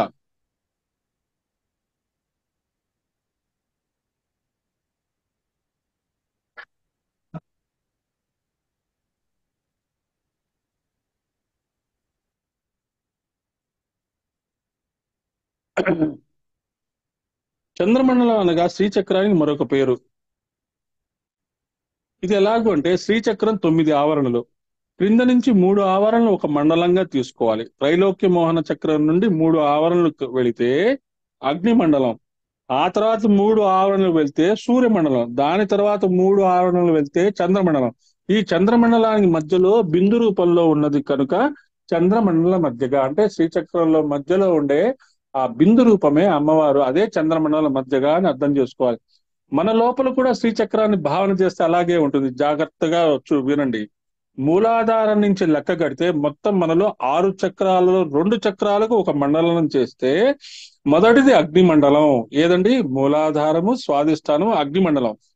తర్వాత మణిపూరక చక్రము, అనాహతము, సూర్యమండలం. ఆ తర్వాత విశుద్ధి, ఆజ్ఞ, చంద్రమండలం. అంటే ఆజ్ఞా చక్రం నుంచి సహస్రారం వరకు చంద్రమండలం ఉన్నది. చాలా జాగ్రత్తగా, అంటే మన శరీరంలోనే 3 మండలాలు చెప్పేస్తున్నాడు ఇక్కడ. మనకి రహస్యాలన్నీ బయటకు వచ్చేస్తున్నాయి. ఎందుకంటే మనం తెలుసుకుంటున్నాం దానిలో ఉన్నది చంద్రమండలం మధ్యగా. ఈ స్వరూపం ఎలా ఉన్నది అంటే తర్వాత నామంలో చెప్తున్నారు. అంటే మనం అర్థం చేసుకోండి, మన ధ్యానంలో ఎప్పుడైనా కూర్చున్నప్పుడు, మనకి ఎప్పుడైనా మన లలితా సహస్రనామం చదువుకున్నప్పుడు కూడా ముగ్గురు చదువుతుంటారు, ఒకళ్ళ తర్వాత ఒకళ్ళు. మిగతా ఇద్దరు ఏం చేయాలి? వినేవాళ్ళు ఏం చేయాలి? ఈ ఈ ఈ ఈ ఈ నామాలు వస్తున్న కొద్దీ ఆ నామాల యొక్క అర్థాలు గుర్తుపెట్టుకొని ఆ భావన చేసుకుంటూ వెళ్ళాలి. సరే, అది కుదరలేదు, మనకి ఆ కాన్సన్ట్రేషన్ లేదు, ఓకే. నా శరీరంలో కింద 2 చక్రాలు, అగ్ని మండలంగా ఉన్నాయి. తర్వాత 2 చక్రాలు సూర్యమండలంగా ఉన్నాయి. ఆ తర్వాత 2 చక్రాలు చంద్రమండలంగా ఉన్నాయి. సో అగ్ని, చంద్రుడు, సూర్యుడు నాలోనే ఉన్నారు. నా ఆజ్ఞాచక్రం నుంచి ఆ విశుద్ధి నుంచి ఆజ్ఞాచక్రం వరకు చంద్రమండలంగా చెప్పారు. కానీ ఈ పైన కూడా చంద్రమండలమే అని కూడా మనం మనం ధ్యానం చేసుకుంటే కూడా మన శరీరంలోనే అగ్ని ఉన్నాడు, సూర్యుడు ఉన్నాడు, చంద్రుడు ఉన్నాడు అని కనుక మనం అర్థం చేసుకుంటే మన శరీరం దివ్యత్వం అయిపోతుంది. సరే, చారు రూప. చారు అంటే మనోహరము అని అర్థం. తెలుసు కదా మనకి, చారు అనే పదము బాగా చాలా మంది పెట్టుకుంటారు. మనస్సుని హరించే అత్యంత సుందరమైన రూపం కనుక చారు రూప. చంద్రుడు ఎవరికైనా ఆనందంగా గోచరిస్తాడు. చంద్రుడిని మనం, సూర్యుడు అంటే కాసేపు మధ్యాహ్నం పూట ఎండగా ఉంది ఆహా ఓహో అని కాసేపు చికాకు పడతాం, కానీ చంద్రుడిని తిట్టుకునే వాళ్ళు ఎవరు లేరు. చంద్రుడి మీద కవితలు రాసేవాళ్ళు, ఆహ్లాదంగా ఉందనే వాళ్ళు, హాయిగా ఎంజాయ్ చేసేవాళ్ళు, చంద్రుడు భలే ఉన్నాడని, వెన్నెల బాగుంది అనేవాళ్ళు ఉంటారు. కానీ కాబట్టి ఆ చంద్రుడిని కనుక మనము ఆ చంద్రుడి యొక్క వెన్నెలని మన ఆహ్లాదం చేస్తే, తెలుసుకుంటే అందులోంచి అమ్మవారి యొక్క రసం మనలోకి దిగుతోంది వెన్నెల ద్వారా. సూర్యుడి ద్వారా మనకి గాయత్రిని ఎలా తీసుకుంటాం, అగ్ని ద్వారా మన ఉపాసన సాధన ఆరాధన ఎలా చేస్తామో, చంద్రుడి ద్వారా మనం ఆ సోమరసం తీసుకోవచ్చు అని అర్థం చేసుకుంటే ఈ చారు రూప అనే పదానికి అర్థం తెలుస్తుంది. దుఃఖ స్పర్శ పరమానంద రూపతయ అని చెప్పారు. దుఃఖం యొక్క స్పర్శ ఏమీ లేని ఆనందం అన్నారు. సృష్టిలో మనం ఏ ఆనందాన్ని తీసుకున్నా దానికి దుఃఖ స్పర్శ ఉంది. అవునో కాదో ఎవరికి వారే ఆలోచిస్తూ తెలుస్తుంది. ధనం ఉంటే దుఃఖం ఉంటుంది, ఆర్జన ఉంటే దుఃఖం ఉంటుంది. సృష్టిలో ఏ ఆనందం అనుభవిస్తున్నామో పక్కన నేనున్నానని దుఃఖం పొంచి ఉంటూనే ఉంటుంది. అందుకే లోక సుఖాలన్నీ దుఃఖ స్పర్శలు ఉన్నవే. కేవలం అమ్మవారు ఆ దుఃఖ స్పర్శలు ఏమీ లేని శుద్ధ ఆనంద రూపిణి, సచ్చిదానందత్వం కనుక చారు రూప. చారు రూప అని అనుకున్నప్పుడల్లా అమ్మ మాకు కూడా దుఃఖము సుఖము రెండు సమానంగా ఆ తీసుకునే ఆ ఎబిలిటీ ఇవ్వు, తీసుకునే క్యారెక్టర్ ఇవ్వు, తీసుకునే మానసిక స్థితి ఇవ్వు, తీసుకునే ధైర్యం ఇవ్వు అని మనం చారు రూప అని అనుకున్నప్పుడు మనం ఆలోచించుకోవాలి. శ్రీ చారుహాసాయ నమ. చారు రూపం యొక్క ఆనందాన్ని అమ్మవారు నవ్వులో చూపిస్తున్నారు కనుక చారుహాస. మనకి మనకి మొదట్లో మనము అమ్మవారిని నఖశిఖ పర్యంతం మనం చూసుకున్నప్పుడు అమ్మవారి నవ్వు గురించి మనం చాలా సార్లు అనుకున్నాం. మా అమ్మవారు సభలో కూడా ఆ ఆ సభలోకి వచ్చి వసిన్యాది వాగ్దేవతల అమ్మవారిని తయారు చేసి సభలోకి తీసుకొచ్చినప్పుడు అక్కడ అలా వచ్చి అయ్యవారిని చూసి ఒక్కసారి నవ్వుతుందిట. అసలు ఆ నవ్వు, ఆ పలు వరుస, ఆ ఆ ఒక లైటనింగ్ లాగుంటుందిట. ఆ శక్తి ప్రభంజనము అసలు మొత్తము ప్రపంచాన్ని అంతా వెలుతురిచ్చే ఆ నవ్వు అంత గొప్పగా ఉంటుంది ఆవిడది అనే అనుకుంటాం. కాబట్టి మనం నేర్చుకోవాల్సింది ఏంటంటే మనం కూడా ఆ చిరునవ్వు అనేది ప్రాక్టీస్ చేయాలి. మానసికంగా, భావనాత్మకంగా ఎవరినైనా చూడంగానే మనం చికాగ్గా మొహం పెట్టుకోకూడదు. అందరినీ చక్కగా చిరునవ్వుతో సో మనము అంటే ఉపాసన సాధన ఆరాధన చేయడం కాకుండా మా అమ్మవారికి చెప్పిన ఎబిలిటీస్ చాలా చర్చించుకుంటున్నాం కాబట్టి ఆ ఎబిలిటీస్ మనం కూడా అలవాటు చేసుకుంటూ ఉంటే మనమే అమ్మవారి యొక్క స్వరూపముగా ప్రజలకి మనం సేవ అందచేయవచ్చు. అమ్మవారికి అలాంటి వాళ్ళు కావాలి, కొన్ని కోట్ల మంది కావాలి. కొన్ని కోట్ల మంది వస్తే గాని అమ్మా మీ సేవకులుగా మేము ఉంటాము, నువ్వు ఏ చిరునవ్వుతో మమ్మల్ని ఆదరిస్తున్నావో అదే చిరునవ్వు మేమందరికీ ఇస్తాము, అలాగే మేమందరికీ సేవ చేయడానికి తయారుగా ఉన్నాను తల్లి, మా శరీరాలను వాడుకో తల్లి, మా శరీరాల ద్వారా ప్రపంచానికి నువ్వు ఏం అందజేయదలుచుకున్నావో అది అందజేయి, మా శరీరాలు ఖాళీగా ఉన్నాయి, నువ్వు ఎప్పుడు కావాలంటే అప్పుడు రావచ్చు, ఏది కావాలంటే అది చేసుకోవచ్చు, వెళ్ళిపోవచ్చు అని మనం అర్థం చేసుకోవాలి. అంటే ఏమాత్రం దుఃఖపు ఛాయ లేదు. భయము, శోకము, శంక, మోహము, లోభము ఇవన్నీ దుఃఖం యొక్క అవతారాలు. ఈ అవతారాలన్నీ నువ్వే చూసుకో, మాకు మాత్రం ఇలాంటివన్నీ లేకుండా చూడు అని మనం అమ్మవారిని ఒకసారి ఒక అప్లికేషన్ పంపించుకున్నాం. తర్వాత చారు చంద్ర కళాధర, శ్రీ చారు చంద్ర కళాధరాయ నమః. అమ్మవారి రూపము నవ్వు వర్ణించారండి, బాగుంది. ఇక్కడ అమ్మవారు ధరించిన చంద్రకళని వర్ణిస్తున్నారు. అమ్మవారు ఏ చంద్రకళ ధరించారు, ఇది ఎలా భావించారంటే శ్రీచక్ర మధ్యంలో బిందువులో కూర్చున్న తల్లి చారు రూపంతో ప్రకాశిస్తూ చారుహాసం చేస్తూ చారు చంద్ర కళను ధరించింది. అసలు చంద్రకళని ధరించిన అమ్మవారిని తలుచుకుంటే ఏమి వస్తుందో ఇక్కడ శాస్త్రం వర్ణిస్తోంది. ఈ చంద్రశేఖర అంటే ఏంటి, చంద్రుని ధరించిన వాడు. ఇక్కడ చంద్ర కళాధర, చంద్రుని ధరించిన తల్లి. విశుద్ధ జ్ఞాన దేహాయ త్రివేది దివ్యచక్షుషే శ్రేయ ప్రాప్తి నిమిత్తాయ నమ సోమార్థధారిణి. విశుద్ధమైన జ్ఞానదేహం కలిగిన వాడు, త్రివేది, మూడు కాలాల్ని మూడు లోకాలని తెలిసిన వాడు, దివ్య దృష్టి కలిగిన వాడు, చంద్రశేఖరుడు అయిన స్వామిని శ్రేయ ప్రాప్తి నిమిత్తాయ, శ్రేయ ప్రాప్తికై ఇలాంటి స్వరూపాన్ని ధ్యానించాలి. అందుకే యముడు తరుముకొస్తుంటే మహానుభావుడు మార్కండేయునికి ఆ పేరే గుర్తొస్తుందట. చంద్రశేఖర మాశ్రయే మమ కిం కరిష్యతి వై యమః. చంద్రశేఖర చంద్రశేఖర చంద్రశేఖర పాహ్యమాం, చంద్రశేఖర చంద్రశేఖర చంద్రశేఖర రక్షమాం. అందుకనే ఎవరు మాట్లాడుతున్నారు, మ్యూట్ చేసుకోవచ్చు కదా మీరు మాట్లాడాలనుకుంటే. నేను మ్యూట్ చేస్తున్నాను, మళ్ళీ మీరు మ్యూట్ ఓపెన్ చేస్తున్నారు.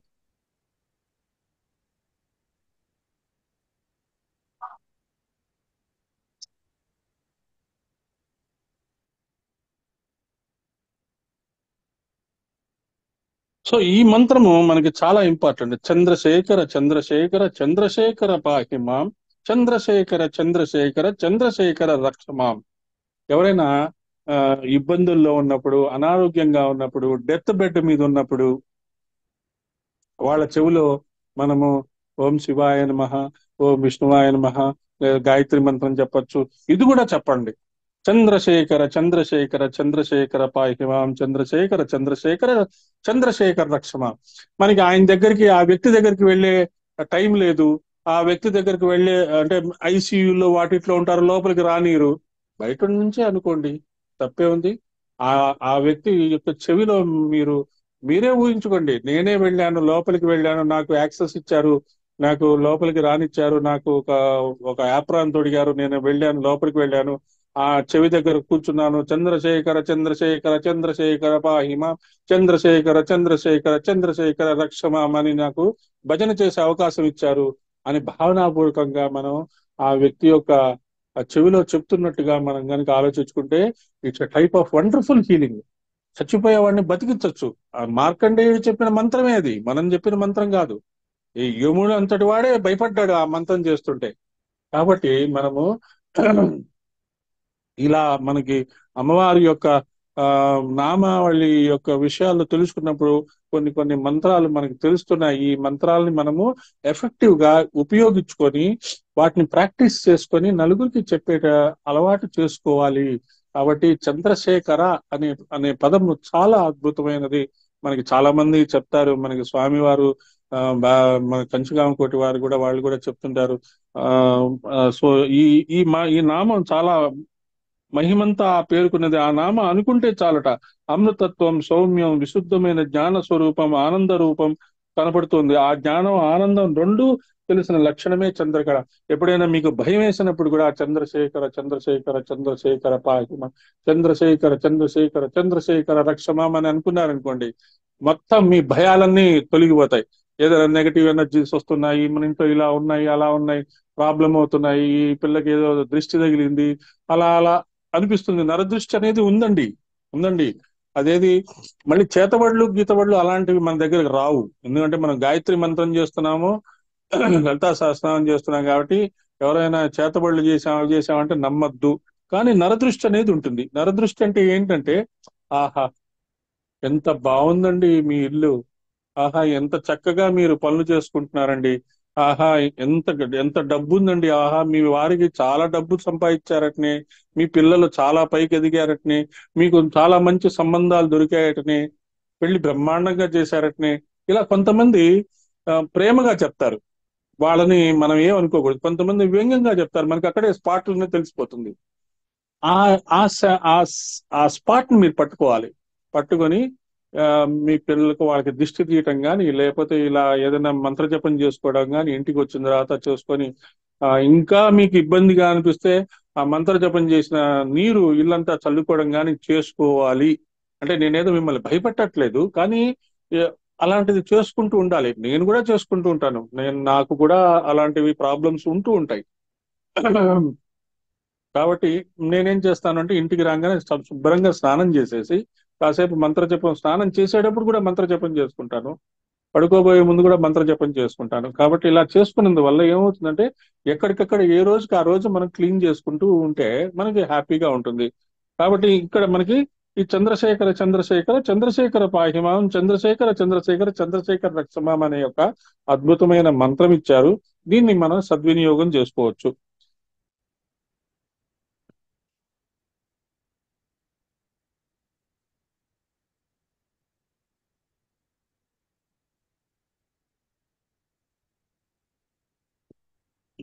మారని కళయే 16వది షోడశి కళ. షోడశి అంటే మనకి చెప్తారు కదా, కయ్యేల హ్రీం హసకహల హ్రీం సకల హ్రీం శ్రీం, ఇది షోడశి మంత్రము. తర్వాత మనకి రోజు 16 తిథులు ఉంటాయి. 16 తిథుల ప్రకారం మారుతూ ఉంటాయి, చంద్రుడు మారుతూ ఉంటాడు. అలాగే అదే ఆత్మ, ఈ సాదాఖ్య అనే కళ అమ్మవారి యొక్క శిరస్సు మీద ఉంటుంది. ఆ చంద్రశేఖరులు మాత్రమే మనకి ముక్తి ఇవ్వగలరు. అమృత స్వరూపమైన ఆ రూపమే శాశ్వతత్వాన్ని, ఆనందాన్ని, జ్ఞానాన్ని మూడింటివి చెప్పే కళ. చంద్రశేఖరుడు అంటే శాశ్వతమైన వాడు, జ్ఞాన స్వరూపుడు, ఆనంద స్వరూపుడు. ఇవే నామాల్లో డు అనేది తీసేస్తే ఆవిడ చంద్రశేఖరి. ఆవిడ పేరు చంద్రశేఖరి, ఆయన చంద్రశేఖరుడు. అదే చారు చంద్ర కళాధర. సో మనకి ఆ శ్రీ చారు చంద్ర కళాధరాయ నమః అని మీరు చేసుకున్నా పర్వాలేదు. చంద్రశేఖర చంద్రశేఖర చంద్రశేఖర పాహిమాం, చంద్రశేఖర చంద్రశేఖర చంద్రశేఖర రక్షమాం అని కూడా మీరు చేసుకున్నా అదే ఈక్వల్ ఇంపార్టెన్స్ వస్తుంది. తర్వాత చరాచర జగన్నాథ, శ్రీ చరాచర జగన్నాథాయ నమః. గతిశీలత్వాత్ జగత్. జగత్ అంటే పరిణామశీలమైనది. నిన్న ఉన్నట్టు ఇవాళ లేదు, ఇవాళ ఉన్నట్టు రేపు ఉండదు. ఈ జగత్తులో రెండు రకాల జీవులనే మనం చూడగలం, కదిలేవి కదలనివి. ఉ- ఈ రాళ్ళు రప్పలు వృక్షశిలాదులు ఇవన్నీ కదలవు. పశుపక్షాదులు ఇవన్నీ కదిలేవి. సో ఈ రెండిట్లో కూడా ఈ రెండు రూపములైన ఈ చరాచర జగత్తుని అంతటికి నాయకురాలు ఆవిడ. కాబట్టి చరాచర రూపమైన జగతికి నాయకురాలు. అంటే రాళ్ళు కదలవు కాబట్టి దాంట్లో దైవత్వం లేదా అంటే దాంట్లో కూడా ఉన్నది. ఎందుకు సైంటిఫిక్ గా చెప్పచ్చు. అందులో యాటమ్స్ ఉన్నాయి, అందులో కదలిక ఉంది, న్యూట్రాన్లు ఉన్నాయి, న్యూట్రాన్లు ఎలక్ట్రాన్ చుట్టూ తిరుగుతూ ఉంటాయి. కాబట్టి రాళ్లలో కూడా యాటమ్స్ లో ఉండే అవి తిరుగుతూ ఉంటాయి. కాబట్టి అందులో కూడా కదలిక ఉంది. కాబట్టి కదలిక ఎక్కడ ఉందో అక్కడ అమ్మవారు ఉన్నారు, అక్కడ శివుడు ఉన్నాడు, అక్కడ రుద్రుడు ఉన్నాడు. కాబట్టి మనకి అన్ని మొత్తము ప్రపంచం మొత్తము ప్రతి అణువులో అమ్మవారు ఉన్నట్టుగా చూసుకోవటమే మనము అర్థం చేసుకోవాల్సిన ద్వైతం అనుకోండి, అద్వైతం అనుకోండి, విశిష్ట అద్వైతం అనుకోండి, ఏదో పేరు పెట్టుకోండి. ప్రతి అణువులో భగవత్ శక్తి ఉన్నది, అమ్మవారు ఉన్నారు అనేది మనం అర్థం చేసుకుంటే ఈ మంత్రం సరిపోతుంది మనకి. చరాచర జగన్నాథాయ నమః, శ్రీ చరాచర జగన్నాథాయ నమః అయిపోయింది. తర్వాత చక్రరాజ నికేతన, శ్రీ చక్రరాజ నికేతనాయ నమః. టైం అండ్ అగైన్ మనకి శ్రీచక్రాల గురించి చాలా చక్కగా చెప్తున్నారు. మనల్ని బిందువు నుంచి బయటికి తీసుకెళ్తున్నారు, బయట నుంచి బిందువులకు తీసుకెళ్తున్నారు.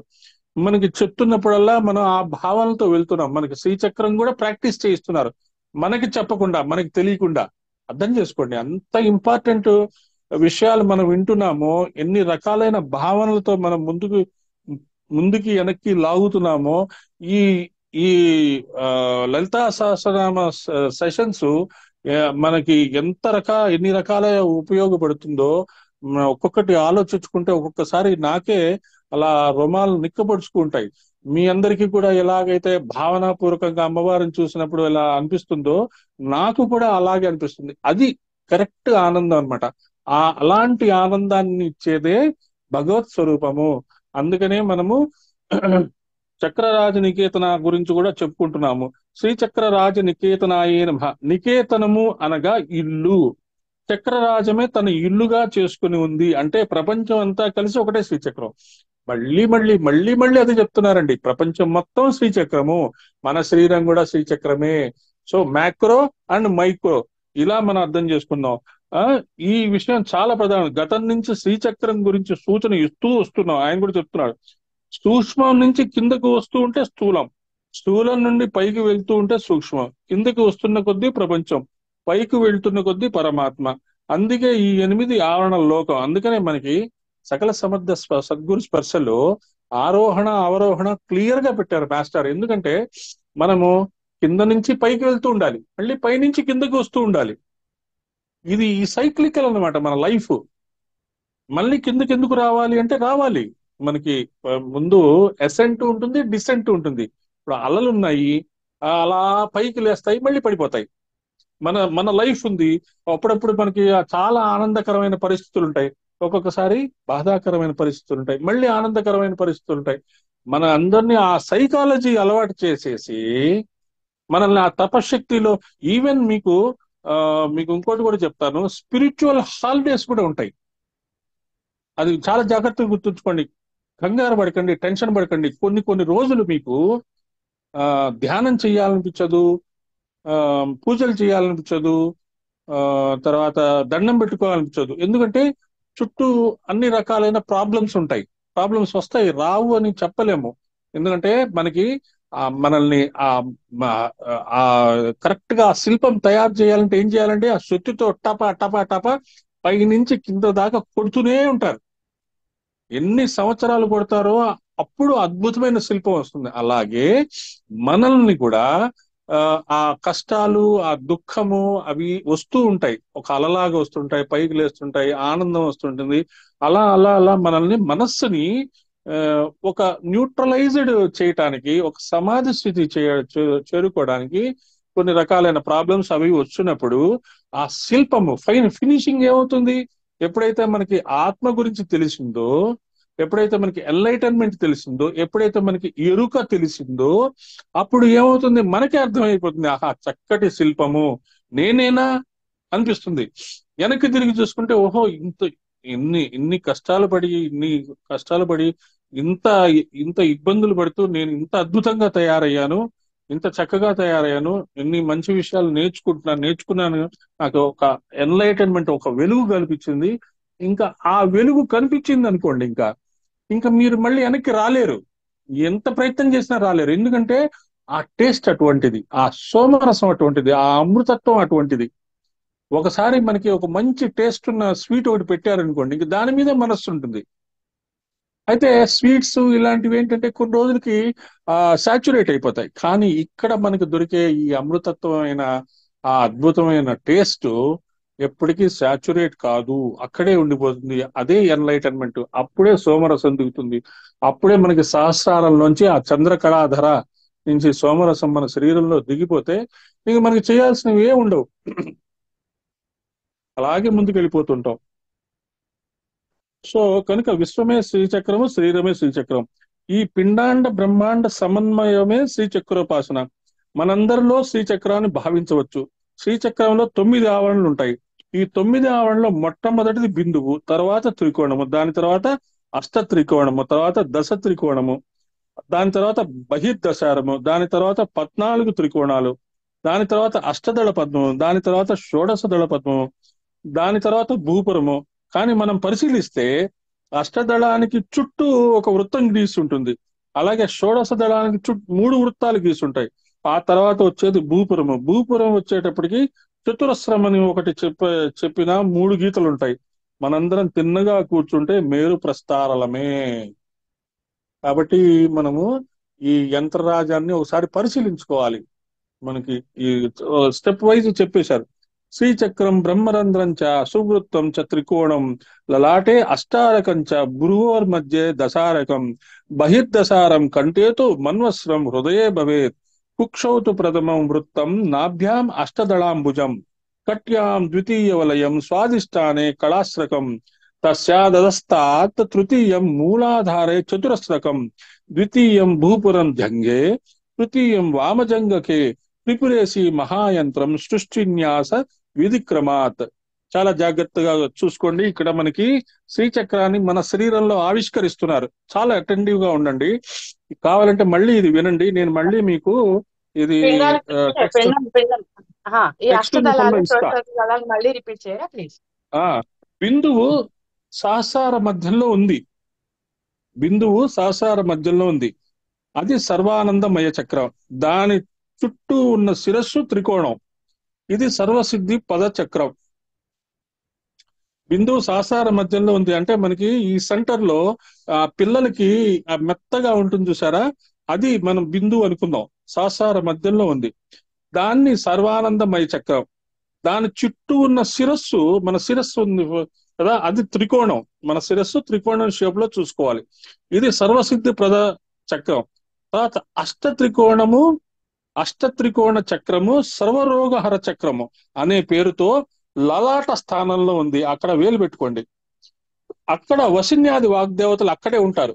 లలాటము అంటే తెలుసు కదా మనకి, అక్కడ ఉన్నది అష్టత్రికోణ చక్రము సర్వరోగహర చక్రము అనే పేరుతో లలాట స్థానంలో ఉంది. వశిన్యాది వాగ్దేవతలు అక్కడే ఉంటారు.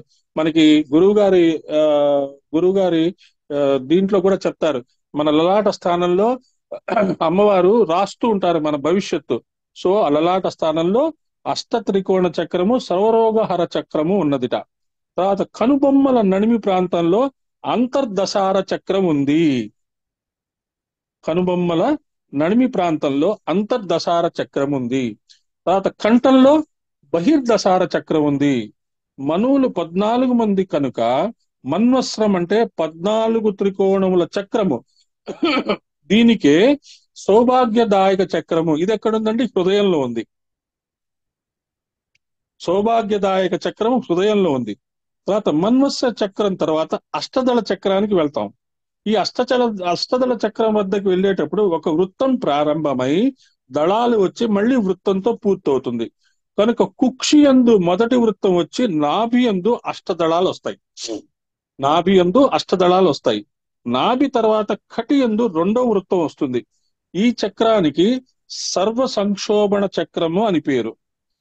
స్వాదిష్టాన చక్రం వద్దకు వచ్చేటప్పటికల్లా షోడశ దళ పద్మం పూర్తయిపోతుంది. చూసుకోండి, కళలు ఎన్ని? 16. అందుకే కళాశ్రకం అన్నారు. దాని కింద మూలాధారం ఉంది. అది త్రైలోక్య మోహన చక్రం. మూలాధారం దగ్గర 3 గీతలు ఉంటాయి. ప్రధానంగా మూలాధారం వద్ద ఒక చతురస్రం గనక గీసుకున్నాం అనుకోండి ఊహా రూపంతో, అక్కడ వామజంగ దక్షిణ జంగ, ఎడమ కుడి కాలి పిక్కలు మూలాధారంతో కలుపుకుంటే 3 గీతల చతురస్రం త్రైలోక్య మోహన చక్రం. మూలాధారం దగ్గర నుంచి మన పిక్కల వరకు త్రైలోక్య మోహన చక్రం. మనం కూర్చున్నప్పుడు పాదములు కాలి పిక్కలు మూలాధారం కలుపుకుంటే త్రైలోక్య మోహన చక్రం. ఇప్పుడు మనం కూర్చొని ఉన్నాం కదా, మన పాదములు కాలి పిక్కలు మూలాధారం కలుపుకుంటే త్రైలోక్య మోహన చక్రం. త్రైలోక్య మోహన చక్రం మీద కూర్చొని ఉన్నామని అర్థం చేసుకోండి. అక్కడ వరకు అయింది. తర్వాత స్వాదిష్టానం వద్ద షోడశ దళ పద్మము, మణిపూరం దగ్గర అష్టదళ పద్మము, హృదయం వద్ద మన్వస్రము, కంఠం దగ్గర బహిర్దశార చక్రము, భ్రూమధ్యంలో అంతర్దశార చక్రము, లలాట ప్రాంతమంతా అష్టత్రికోణ చక్రము, తలపై భాగమంతా త్రికోణ చక్రము, సహస్రార మధ్యంలో బిందు చక్రము, పైనుంచి కిందకు వచ్చాడు, మళ్ళీ కింద నుంచి పైకి వెళ్ళాడు. ఇదే మొత్తము మన శరీరంలో ఉన్న శ్రీచక్ర స్వరూపము. ఇది మళ్ళీ మీకు టెక్స్ట్ ఇస్తా నేను. ఇందులో మొత్తం ప్రసరిస్తూ అమ్మవారు ఉన్నారు కనుక చక్ర రాజ నికేతన, ఇలా భావన చేసుకొని మనం తెలుసుకోవాలి. ప్రధానం కింద నుంచి పైకి, పైనుంచి కిందకి మనం చూసాం. సంహార చక్రం అంటే లోకం నుంచి క్రమంగా అమ్మవారిలో లీనమవటం. సృష్టి క్రమం అంటే పై నుండి కిందకి చెప్పడం. కనుక మూలాధారం నుంచి సహస్రారం వరకు మనలో ఉన్న శ్రీచక్రంలో భాషించే ఆత్మరూప చైతన్యమే చక్ర రాజ నికేతన అని చెప్పబడుతున్నది. మను విద్య, చంద్ర విద్య నామాల నుండి చంద్ర విద్యగా చెప్పబడుతున్నాయి. చంద్రమండల మధ్యగా అంటే బిందు మధ్యలో ప్రకాశించే అమ్మవారి యొక్క స్వరూపం. ఆ తల్లి చక్రరాజంలో భాషిస్తుంది కాబట్టి చక్రరాజ నికేతన. చక్రరాజం అనుకున్నప్పుడు బాహ్యంగా మనం ఆరాధించే యంత్రం కూడా యంత్రమే అని కనుకనే శక్తి కేంద్రీకృతమైన చోటని భావించాలి. ఇలా మనం పరిశీలిస్తే మన శరీరం అంతా శక్తిమయం. మనం యూటిలైజ్ చేసుకోవట్లే. స్మార్ట్ ఫోన్ ఉందండి మన దగ్గర, స్మార్ట్ ఫోన్ ని సరిగ్గా ఉపయోగించుకోవచ్చు. ల్యాప్టాప్ ఉంది, ఇంట్లో ఇంటర్నెట్ ఉంది, దాన్ని సరిగ్గా ఉపయోగించుకుంటే కొన్ని వేల పుస్తకాలు మనం చదువుకుంటూ వెళ్ళొచ్చు. మీరు నమ్మరు, ఈ రోజుకు కూడా నేను రోజుకి 40-50 పేజీలు చదువుతా. Hectic schedule. పొద్దున్నే లేవటము, తర్వాత వాకింగ్ చేయటము, ఆ తర్వాత డైలీ నేను ఆ దీపయజ్ఞం చేసుకుంటాను. దీపయజ్ఞం చేసుకున్న తర్వాత 2 పుస్తకాలు చదువుతాను. ఒకటి లలితా విద్య చదువుతాను. మొన్నటి వరకు సుందరాకాండ చదివాను, అది కంప్లీట్ అయింది, పూజ చేసుకున్నాము. మళ్ళీ ఇప్పుడు మహాభారతం తెప్పించాను, మహాభారతం 2 పేజీలు చదువుతాను. బ్యాంకుకి వెళ్తాను, ఇంటికి వచ్చి మళ్ళీ ఫ్రెష్ అయ్యి మళ్ళీ ఒక 15-20 పేజీలు బ్యాంకులో లంచ్ టైంలో కానీ ఎప్పుడైనా ఖాళీ టైంలో ఉంటే ఇంటర్నెట్ ఓపెన్ చేసి ఓ పుస్తకం 40 పేజీలు లాగిచ్చేస్తా. అలా మనము కంటిన్యూస్ గా మనము స్వాధ్యాయం చేసుకుంటూ ఉండాలి. నిరంతరము చేసుకుంటూ ఉంటే గాని, ఎందుకంటే మీ దగ్గర నుంచి వచ్చే క్వశ్చన్లు 10 అయితే నా బుర్రలో కొన్ని వేల క్వశ్చన్లు వస్తుంటాయి. అది ఇలా ఎందుకుంది, ఇలా ఎందుకుంది, అలా ఎందుకుంది, ఇది ఎందుకు, దీనికి అర్థం ఏంటి, దానికి అర్థం ఏంటి.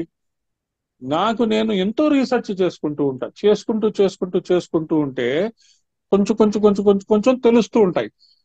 అప్పుడు క్వశ్చన్ అండ్ ఆన్సర్ చేయవచ్చు. కొన్నిసార్లు ఆన్సర్స్ కూడా తెలియవు. నేను మళ్ళీ గూగుల్లోనో లేదా పుస్తకాలను రీసెర్చ్ చేసి మళ్ళీ మీకు చెప్పడానికి ప్రయత్నం చేస్తుంటా. ఇలాగా మనము నిరంతరం స్వాధ్యాయం చేసుకుంటే గాని మన మనస్సులో ఉండే ఆ సందేహాలని, ఆ భక్తిని కంప్లీట్ చేసుకోలేము. ఇలా మన శరీరం అంతా శ్రీచక్రమే. శ్రీచక్రాన్ని మన శరీరం ఎలా భావించాలో భావనోపనిషత్తులో చెప్పారు. కాబట్టి అమ్మవారి అనుగ్రహం మన మీద ఉంది కాబట్టి ఈ రోజు మనం శ్రీచక్రం తెలుసుకున్నాము. మళ్ళీ మీకు టెక్స్ట్ ఇస్తాను. ఇది అదే భావనాగమ్య. భావనోపనిషత్తు యొక్క భావన అంతా ఆ భావనలో ఉంది. ముందు వివరంగా చెప్పుకున్న శ్లోకమే సాధకుల ఉపయోగం కోసం మరొక శాస్త్రంలో అతి క్లుప్తంగా చెప్పారు. అది కూడా చూద్దాం. బైందవం బ్రహ్మరంధ్రం, మస్తకంచ త్రికోణకం. బైందవం బ్రహ్మరంధ్రంచ మస్తకంచ త్రికోణకం, లలాటే అష్టార చక్రం చ భ్రువోర్మధ్య దశారకం, బహిర్దశారం కంటేతు మన్వస్త్రం హృది సంస్థితం, నాభోతు వసుపత్రంచ కట్యాం షోడశ పత్రకం, వృత్తత్రయంచ ఊరుభ్యాం పాదయోహ చతురస్రకం. బ్రహ్మరంధ్రం దగ్గర సర్వానందమయ చక్రం అని చెప్పబడుతున్న బిందు చక్రం. అటు తర్వాత వస్తున్నది త్రికోణము. ఇది సర్వసిద్ధిప్రద చక్రం అని చెప్పబడుతున్నారు. త్రికోణం ఇది మస్తకం, మన మస్తకం. లలాటం వద్ద ఉన్న చక్రం అష్ట త్రికోణ చక్రం, ఇది సర్వరోగహర చక్రం. భ్రూమధ్యం దగ్గర ఉన్నది అంతర్దశార చక్రం, ఇది సర్వరక్షాకర చక్రం. అదే 10 త్రికోణాలతో ఉన్న అంతర్దశార చక్రం. కంఠం వద్ద మరో 10 త్రికోణాల చక్రం బహిర్దశార చక్రం, దీనికి సర్వార్థ సాధక చక్రం అని పేరుంది. హృదయం వద్ద 14 త్రికోణాల సర్వ సౌభాగ్యదాయక చక్రం. నాభి దగ్గర అష్టదళములతో ఉన్న సర్వ సంక్షోభణ చక్రము. అటు తర్వాత కటి స్వాధిష్టానం ప్రాంతం అంతా షోడశ దళములతో కూడిన సర్వసా పరిపూరక చక్రం. మూలాధారం నుంచి పాదముల వరకు విస్తరింపబడినది త్రైలోక్య మోహన చక్రం. చతురస్రం. మొత్తం శరీరాన్ని శ్రీచక్ర స్వరూపంగా ఆవిష్కరించుకొని అలాంటి చక్రరాజంలో అమ్మ ఉన్నది అని భావన చేస్తే మన తనువంతా అమ్మమయమే. ఇదే మణిద్వీపం. సో ఇక్కడ ఏం చేశాడు, లిటరల్ గా ఒక థీసిస్ రాసేసి he has proved the theory that శ్రీచక్రం మనలోనే ఉంది, ప్రపంచం అంతా మనలోనే ఉంది, మణిద్వీపం కూడా మనలో ఉంది. మణిద్వీపము, ప్రపంచం, శ్రీచక్రం మనలో ఉంటే అమ్మవారు మనలో ఎందుకు కూర్చోరు? ఖచ్చితంగా మనలోనే ఉన్నారు. మూలాధారం క్రిందుగా అకుల సహస్రారంలో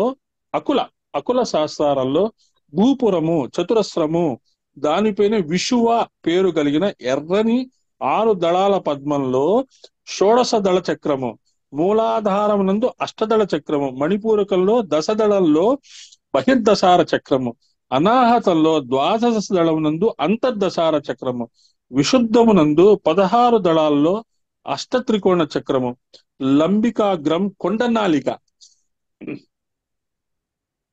త్రికోణావరణ దేవతలు, ఆయుధ దేవతలు, ఆజ్ఞాచక్రంలో ద్విదళ పద్మంలో బిందు చక్రం తద్దేవతను ధారించాలి. ఆధారం శ్రీకర పాత్ర స్వామి వారిచే సంకలితమైన శ్రీ విద్య రత్నాకర. శ్రీచక్రంలో చెప్పిన మరో పద్ధతిలో అంతర్యాగం కూడా చెప్పబడి ఉంది. సో ఇది మళ్ళీ మనము డిస్కస్ చేసుకుంటాం. విశుద్ధి చక్రంలో విశుద్ధిలో ఏ చక్రం వస్తున్నాయి మళ్ళీ అన్నింటిలో. మూలాధారం కింద ఆకుల శాస్త్రాలలో భూపురం చతురస్రం, మూలాధారం క్రిందుగా మూలాధారం క్రిందుగా అకుల సహస్రాలలో భూపురము చతురస్రం, దానిపైన విషువ పేరు కలిగిన ఎర్రని 6 దళాల పద్మంలో షోడశ దళ చక్రం. సరే, మూలాధారమునందు అష్టదళ చక్రం చెప్పుకున్నాం. మణిపూరకంలో దశదళంలో బహిర్దశార చక్రం, అనాహతంలో ద్వాదశ దళమునందు అంతర్దశార చక్రం. ఇక్కడ మూలాధారం నందు అష్టదళ చక్రము, మరి స్వాధిష్టానం చెప్పలేదు కదండి అంటే ఆ 2 కలిపి అష్టదళ చక్రం, అది అర్థం చేసుకోండి. ఓకే, అంతవరకు మూలాధారం స్వాధిష్టానం అయిపోయింది కదా. మణిపూరకంలో దశదళంలో బహిర్దశార చక్రం, మళ్ళీ అనాహతంలో ద్వాదశ దళమునందు అంతర్దశార చక్రం, విశుద్ధమునందు 16 దళాల్లో అష్టత్రికోణ చక్రం, లంబికాగ్రం అంటే అష్టత్రికోణ అంటే 8 ట్రయాంగిల్స్, లంబికాగ్రం కొండనాలికలో, సరే అది మామూలుగా త్రికోణావరణ దేవతలు, ఆయుధ దేవతలు ఆజ్ఞాచక్రంలో ఉంటారు వాళ్ళు. ఆజ్ఞాచక్రంలో ద్విదళ పద్మంలో బిందు చక్రం, ద్విదళ పద్మం అంటే రెండు దళాలున్న పద్మంలో బిందు చక్రం ఉంటాయట. దీనికి ఆధారం ఏంటి? శ్రీకర పదాత్ర స్వామి వారు రాసిన శ్రీ విద్య రత్నాకర నుంచి చెప్పారు. సో ఇదొక రకమైన అంతర్యాగం. ఇలాగ మనము రకరకాలుగా మనం చెప్పుకుంటాము. ఇంత మటుకు ఈ 245 చక్రరాజ నికేతన అనేది ఒక ఆడియో ఫైల్ ఇచ్చేస్తాను, అందులో నుంచి మీరు చూసుకోవచ్చు. ఈ రిటర్న్ గా మళ్ళీ నేను కొంచెం టైం తీసుకొని ఇస్తాను మీకు, ఈ రోజు రేపు సెలవే కాబట్టి. తర్వాత ఇంకా ఇప్పుడు పార్వతి వచ్చింది. వాయమ్మ, ఇంత కష్టపడింది కానీ మనకి పార్వతీ దేవి రాలేదు. పార్వతి, శ్రీ పార్వతి నమః, ఎంత సింపుల్ గా చెప్పేశాడు. పార్వతి అంటే పార్వతి అని మనం ఏదో శివుడి పక్కన కూర్చోబెట్టి ఆమెకు నమస్కారం చేసి, అమ్మ పార్వతి, అమ్మ నువ్వు శివుడి భార్య తల్లి, నీకు వినాయకుడు ఉన్నాడు, మురుగన్ ఉన్నాడు, మమ్మల్ని ఆశీర్వదించి తల్లి. కానీ ఆవిడ వెనకాల ఇంత టెక్నాలజీ ఉంది. ఆవిడకి 64 కోట్ల మంది యోగిన్లు ఆవిడ్ని నిత్యము ఆరాధిస్తుంటారు. సారీ చెప్పండి. మిస్సెస్ కిషోర్ గారు కూడా ఆవిడ లలిత ఉపాసకరాలు, ఆవిడ ఇవన్నీ చేస్తూ ఉంటారు. భాగ్యవతురాలు మీలాంటి ఆయన దొరికారు. ఆనందమే, మనకి ఆనందం, నిజమైన ఆనందమైన విషయమే. ఎందుకంటే నాకు మీలాంటి వినేవాళ్ళు దొరకడం నా అదృష్టమే కదా. అదే, ఆవిడకి మీలాంటి వాళ్ళు దొరకడం ఎన్నో జన్మల పుణ్యం. అంతే, మనందరం ఆవిడ యొక్క శిష్యులమే కాబట్టి మనం డిస్కస్ చేసుకుంటున్నాం. ఏం పర్వాలేదు, హాయిగా ఆనందించండి ఆనందాన్ని. హలో, చెప్పండి. నమస్కారం అండి. నేను ఉషా చిరుజిల్లు మాట్లాడుతున్నాను. ఒక్క నిమిషం అండి. అది బుక్ శాస్త్రి గారు చెప్పారు కదా, మా వారు విన్నారు ఆ రోజు, కావాలంట ఇది పేరు వినండి వినండి నమస్కారం అండి కృష్ణ గారు. నమస్తే అదే నమస్తే. మీరు శాస్త్రి గారు చెప్పారు కదా, ఇది అతనికి ప్రత్యక్షం ఇచ్చిన తల్లి అని చెప్పేసి ఏమిటది? గుంటూరు గుంటూరు చెప్పారు. అప్పుడు శ్యామ్ శాస్త్రి ఏం పేరు చెప్పారు. అతను ఏం పుస్తకం గురించి అండి? కదా అంటే అతనికి తల్లి ప్రత్యక్షం అయింది స్నానం చేసినప్పుడు ఏదో అని చెప్పారు. అప్పుడు చెప్తూ గుంటూరు అని చెప్పారు. అతను ఫేమస్ పర్సన్ అని. చెప్తాను. అమ్మవారు ఆ బాలా త్రిపుర సుందరి రూపంలో వాళ్ళ ఇంట్లో తిరిగేది. ఆయన శరీరం వదిలినప్పుడు ఆయన ఆయన ఆయన శరీరం వదిలినప్పుడు ఆయన్ని ఇది మంటల్లో అమ్మవారు వస్తారు. ఆయన పేరు చెప్తానండి, ఒక్క నిమిషం.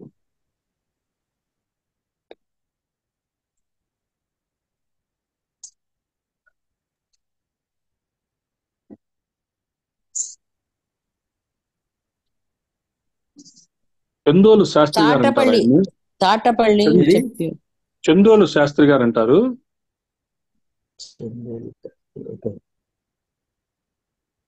తాడేపల్లి రాఘవ నారాయణ శాస్త్రి. రాఘవ నారాయణ శాస్త్రి చందోలు. అత్యంత దారిద్ర్యం అనుభవిస్తుంటారండి. అయినా ఆయన అమ్మవారికి నైవేద్యం, ఇంకా ఆయన దగ్గర డబ్బులు లేవు, ఏమీ లేవు. చివరికి నీరు ఇచ్చి మరీ అమ్మవారికి నైవేద్యం ఇచ్చి అలాగే పస్తులు ఉండిపోతుంటారు అన్నమాట ఆ మొగుడు పెళ్ళాలు. అలాగా అమ్మవారిని ఆరాధన చేసి చేసి చివరికి ఆ అమ్మవారు బాలా త్రిపుర సుందరిగా వాళ్ళ ఇంట్లోకి వచ్చి వాళ్ళకి సేవ చేసుకుంటుంది. అంత అద్భుతమైన చందోలు అని అక్కడ ఆయన ఇల్లు, ఆ టెంపుల్ అవన్నీ ఉంటాయి. ఎప్పుడైనా అటువైపు గుంటూరు అటువైపు వెళ్ళినప్పుడు అలా దర్శించండి. అంత అద్భుతమైన స్వరూపం. ఆయనని ఈ స్వామివారు పెరియ స్వామివారు కూడా ఆయన వెళ్ళి పెరియ స్వామివారిని కూడా కలిశారు. వాళ్ళిద్దరు కలిసి మాట్లాడుకున్నారు కూడా. ఆయన కూడా చెప్తారు, అమ్మవారిని దర్శించిన నేను, శ్రీ విద్య గురించి అవగాహన ఉన్న నేను, నాకు తెలిసిన ఒకే ఒక వ్యక్తి శ్రీ చంద్రశేఖరేంద్ర సరస్వతి. ఆయనకి షట్చక్ర జాగరణ జరిగింది, అమ్మవారే ఆయన అని అంత గొప్పగా చెప్పుకున్నారు. ఆయన ఇంత గొప్ప మహానుభావం చందోలు శాస్త్రి గారు. Okay sir, no problem, any time for you. So ఇక్కడ మనకి పెట్టాను, అది లలితా సహస్రనామాల గ్రూప్ లో పెట్టారా? ఓకే. శ్రీ పార్వత్యై నమః అనేది మనం చెప్పుకుంటున్నాము. అమ్మవారికి ఉన్న పేరులో దివ్యమైన మధురమైన నామాలతో పార్వతి ఒకటి. నామవైభవము, రూపవైభవము, లీలా వైభవము, మంత్ర వైభవము, తత్వ వైభవము, యోగ వైభవము. 6 వైభవాలు తెలుసుకుంటే గానీ లలితా సహస్రనామం తెలుసుకున్నట్టు కాదండి. ఇవన్నీ నేర్చుకుంటున్నాం మనం. కొంత గుర్తుంటుంది, కొంత మర్చిపోతుంటాం, కొంత అనుభూతి ఉంటుంది. అనుభూతి మాత్రం అందరికి వస్తుంది, అది మాత్రం అందరూ చెప్తున్నారు. చక్కగా మాకు మంచి అనుభూతులు వస్తున్నాయండి, అమ్మవారిని చూస్తుంటే పులకింత వస్తుందండి. కాకపోతే ఇవన్నీ పేర్లు, మా అర్థాలు ఇవి సరిగ్గా గుర్తుండట్లేదండి అని చెప్తున్నారు. ఏం పర్వాలేదు, ప్రాక్టీస్. కొన్ని చోట్ల ఉపనిషత్ పరమైన నామాలు ఉన్నాయి.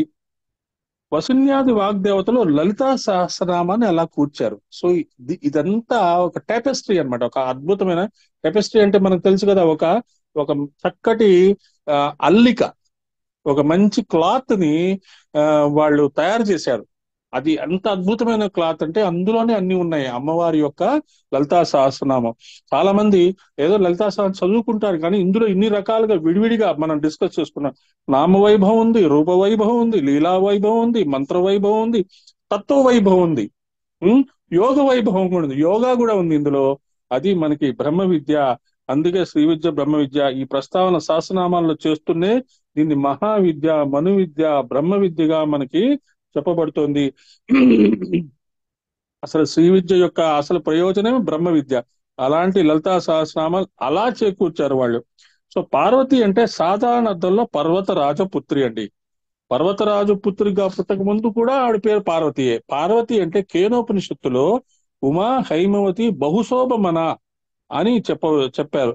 సో పార్వతి అంటే మనము హిమాలయాస్ ని తలుచుకున్నట్టే, అది అర్థం చేసుకోండి. పార్వతి అనే పదము it's not a simple thing. Himavat పుత్రి పార్వతి, హైమవతి, హిమాలయాస్ తలుచుకున్నాము అంటే ఇంకా ఋషులందరినీ తలుచుకున్నట్టే. సో అలా మనం పార్వతీదేవిని పార్వతి పరమాదేవి బ్రహ్మ విద్యా స్వరూపిణి, అంత సింపుల్ నేమ్. 3 అక్షరాల పార్వతిలో ఎంత అర్థం చెప్తున్నారు చూడండి. బ్రహ్మ విద్యాది దేవత ఆ తల్లి బ్రహ్మ విద్యా స్వరూపిణి నామాన్ని మరొక చోట బ్రహ్మ విద్య ప్రదాయిని నామంగా చెప్తున్నారు. పార్వతి అనే నామానికి విశేషమైన అర్థములు ఉన్నాయట. పర్వతరాజపుత్రి పార్వతి, అది అమ్మవారి యొక్క లీలారూపం. కానీ సత్య స్వరూపాన్ని మనం ఇప్పుడు చూడాలి. పార్వతి అనే నామానికి చాలా అర్థాలు ఉన్నాయి. పర్వతము అంటే కదలకుండా ఉండేది. కదలకుండా ఉండేదానికి ఉపనిషత్తు ఒక మాట చెప్పింది, కూటస్థమచలం ధ్రువం. ఈ శరీరంలో అనబడే కూటంలో కదలకుండా ఉండేది ఏది? కూటస్థం అనగా ఆత్మస్వరూపమే. సో మనము అప్పుడప్పుడు మనం ప్రాక్టీస్ చేయాల్సింది ఏంటండి, కూటస్థం అంటే మన ఆజ్ఞాచక్రం. అక్కడ మనము రెడీగా మనం ధనిష్ట మెడిటేషన్ లో 10 minutes అసలు కదలకుండా కూర్చోడానికి ప్రయత్నం చేస్తున్నాం. అంటే అదే పర్వతము అంటే ఒక స్ట్రాంగ్ గా హెల్తీగా కదలకుండా ఎటువంటి పెద్ద ప్రాబ్లం వచ్చినా తట్టుకొని నిలబడటానికి మనము ఈ ధ్యాన పద్ధతులు మనకి ఉపయోగపడుతున్నాయి. అది అర్థం చేసుకోండి. ఎంత పెద్ద ఉపద్రవం వచ్చినా, మన పక్కింటి వాళ్ళల్లో ఎంత పెద్ద ఉపద్రవం వచ్చినా, అమ్మా నేనున్నాను, నేను మీకు హెల్ప్ చేస్తాను, మీ అందరికీ నేను ధైర్యం చెప్తాను. అట్లీస్ట్ మనం ధనము అలాంటివి ఇవ్వలేకపోయినా మనము ఇచ్చే ప్రేమమైన మాటలు వాళ్ళకి ఖచ్చితంగా వాళ్ళకి ఉపశమనం వస్తాయి. అటువంటి అద్భుతమైన సాధకులుగా మనం తయారవుతున్నామని అర్థం చేసుకోండి. సో ఇచ్చా జ్ఞాన క్రియాశక్తి 3 కలిపితే పార్వతీ శక్తి అంటారట. సో మన దగ్గర ఒక చెరుకు విల్లు ఉంది. మూలాధారం నుంచి సహస్రారం వరకు ఉన్న దాన్ని చెరుకు విల్లు అనుకుందాం. ఇందులో ప్రధానంగా 6 పర్వాలు ఉన్నాయి. మూలాధార, స్వాధిష్టాన, మణిపుర, అనాహత, విశుద్ధ, ఆజ్ఞ. ఇవన్నీ విడిముక్కలు కావు, ఒక్కొక్కటి ఒక్కొక్క కడుపు. ఇలాగ మొత్తం వ్యాపిస్తున్న కుండలిని శక్తి. మనం కడుపు, ఈ కర్ర ఇవన్నీ రాగానే మనకి ఎలా గుర్తొస్తుంది? మనకి శంకరాచార్యుల వారి దగ్గర, పీఠాధిపతుల దగ్గర కర్రలు ఉంటాయి. ఆ కర్రల్లో ఉండే కడుపులు గుర్తు లెక్క పెడితే 6, 7 ఉంటాయి అంతే, అంతకంటే ఉండవు. అది సింబాలికల్ అన్నమాట. వాళ్ళ దగ్గర ఉండే వాటిని అలా సింబాలికల్ గా చూపిస్తుంటారు. పార్వతి అంటే మరొక అర్థంలో చూస్తే శ్రీచక్రంలో నవావరణలు ఉన్నాయి. నవావరణలు ఏ చక్రానికి ఏ చక్రం విడిగా ఉన్నాయో అదంతా శ్రీచక్రమే. అందుకనే చక్రరాజ నికేతన అనుకున్నాం. శ్రీచక్రంలో 9 ఆవరణలు, 9 విడివిడి ఆవరణ చక్రాల దగ్గర ఒక పెట్టినవి కాదు, బిందువే 9 ఆవరణలుగా విస్తరించింది. సో మనము కూడా మనం బిందువు అనుకుని మనము 4 రకాలుగా విస్తరించి, ఒక తల్లిగా, ఒక తండ్రిగా, ఒక కొడుకుగా, ఒక కూతురుగా, ఒక టీచర్గా, ఒక ఎంప్లాయీగా ఎలా మనం చేస్తున్నాము, అలాగే మనం కూడా అన్ని రకాలుగా మంచి పనులు చేస్తూ ప్రపంచానికి అమ్మవారి యొక్క శక్తి, గాయత్రి మంత్రం యొక్క శక్తి ప్రపంచానికి తెలియజేస్తూ అందరికీ చక్కటి వ్యక్తిగా మనం మారి అమ్మవారి యొక్క సేవ చేసుకుంటూ ఆ దేవతా సమూహంలో మనం కూడా చేరాలని, అమ్మవారి యొక్క పనులు మనం కూడా చేయాలని ఆశిస్తూ ఓం శ్రీ పార్వతీ నమః. జై గురుదేవ్.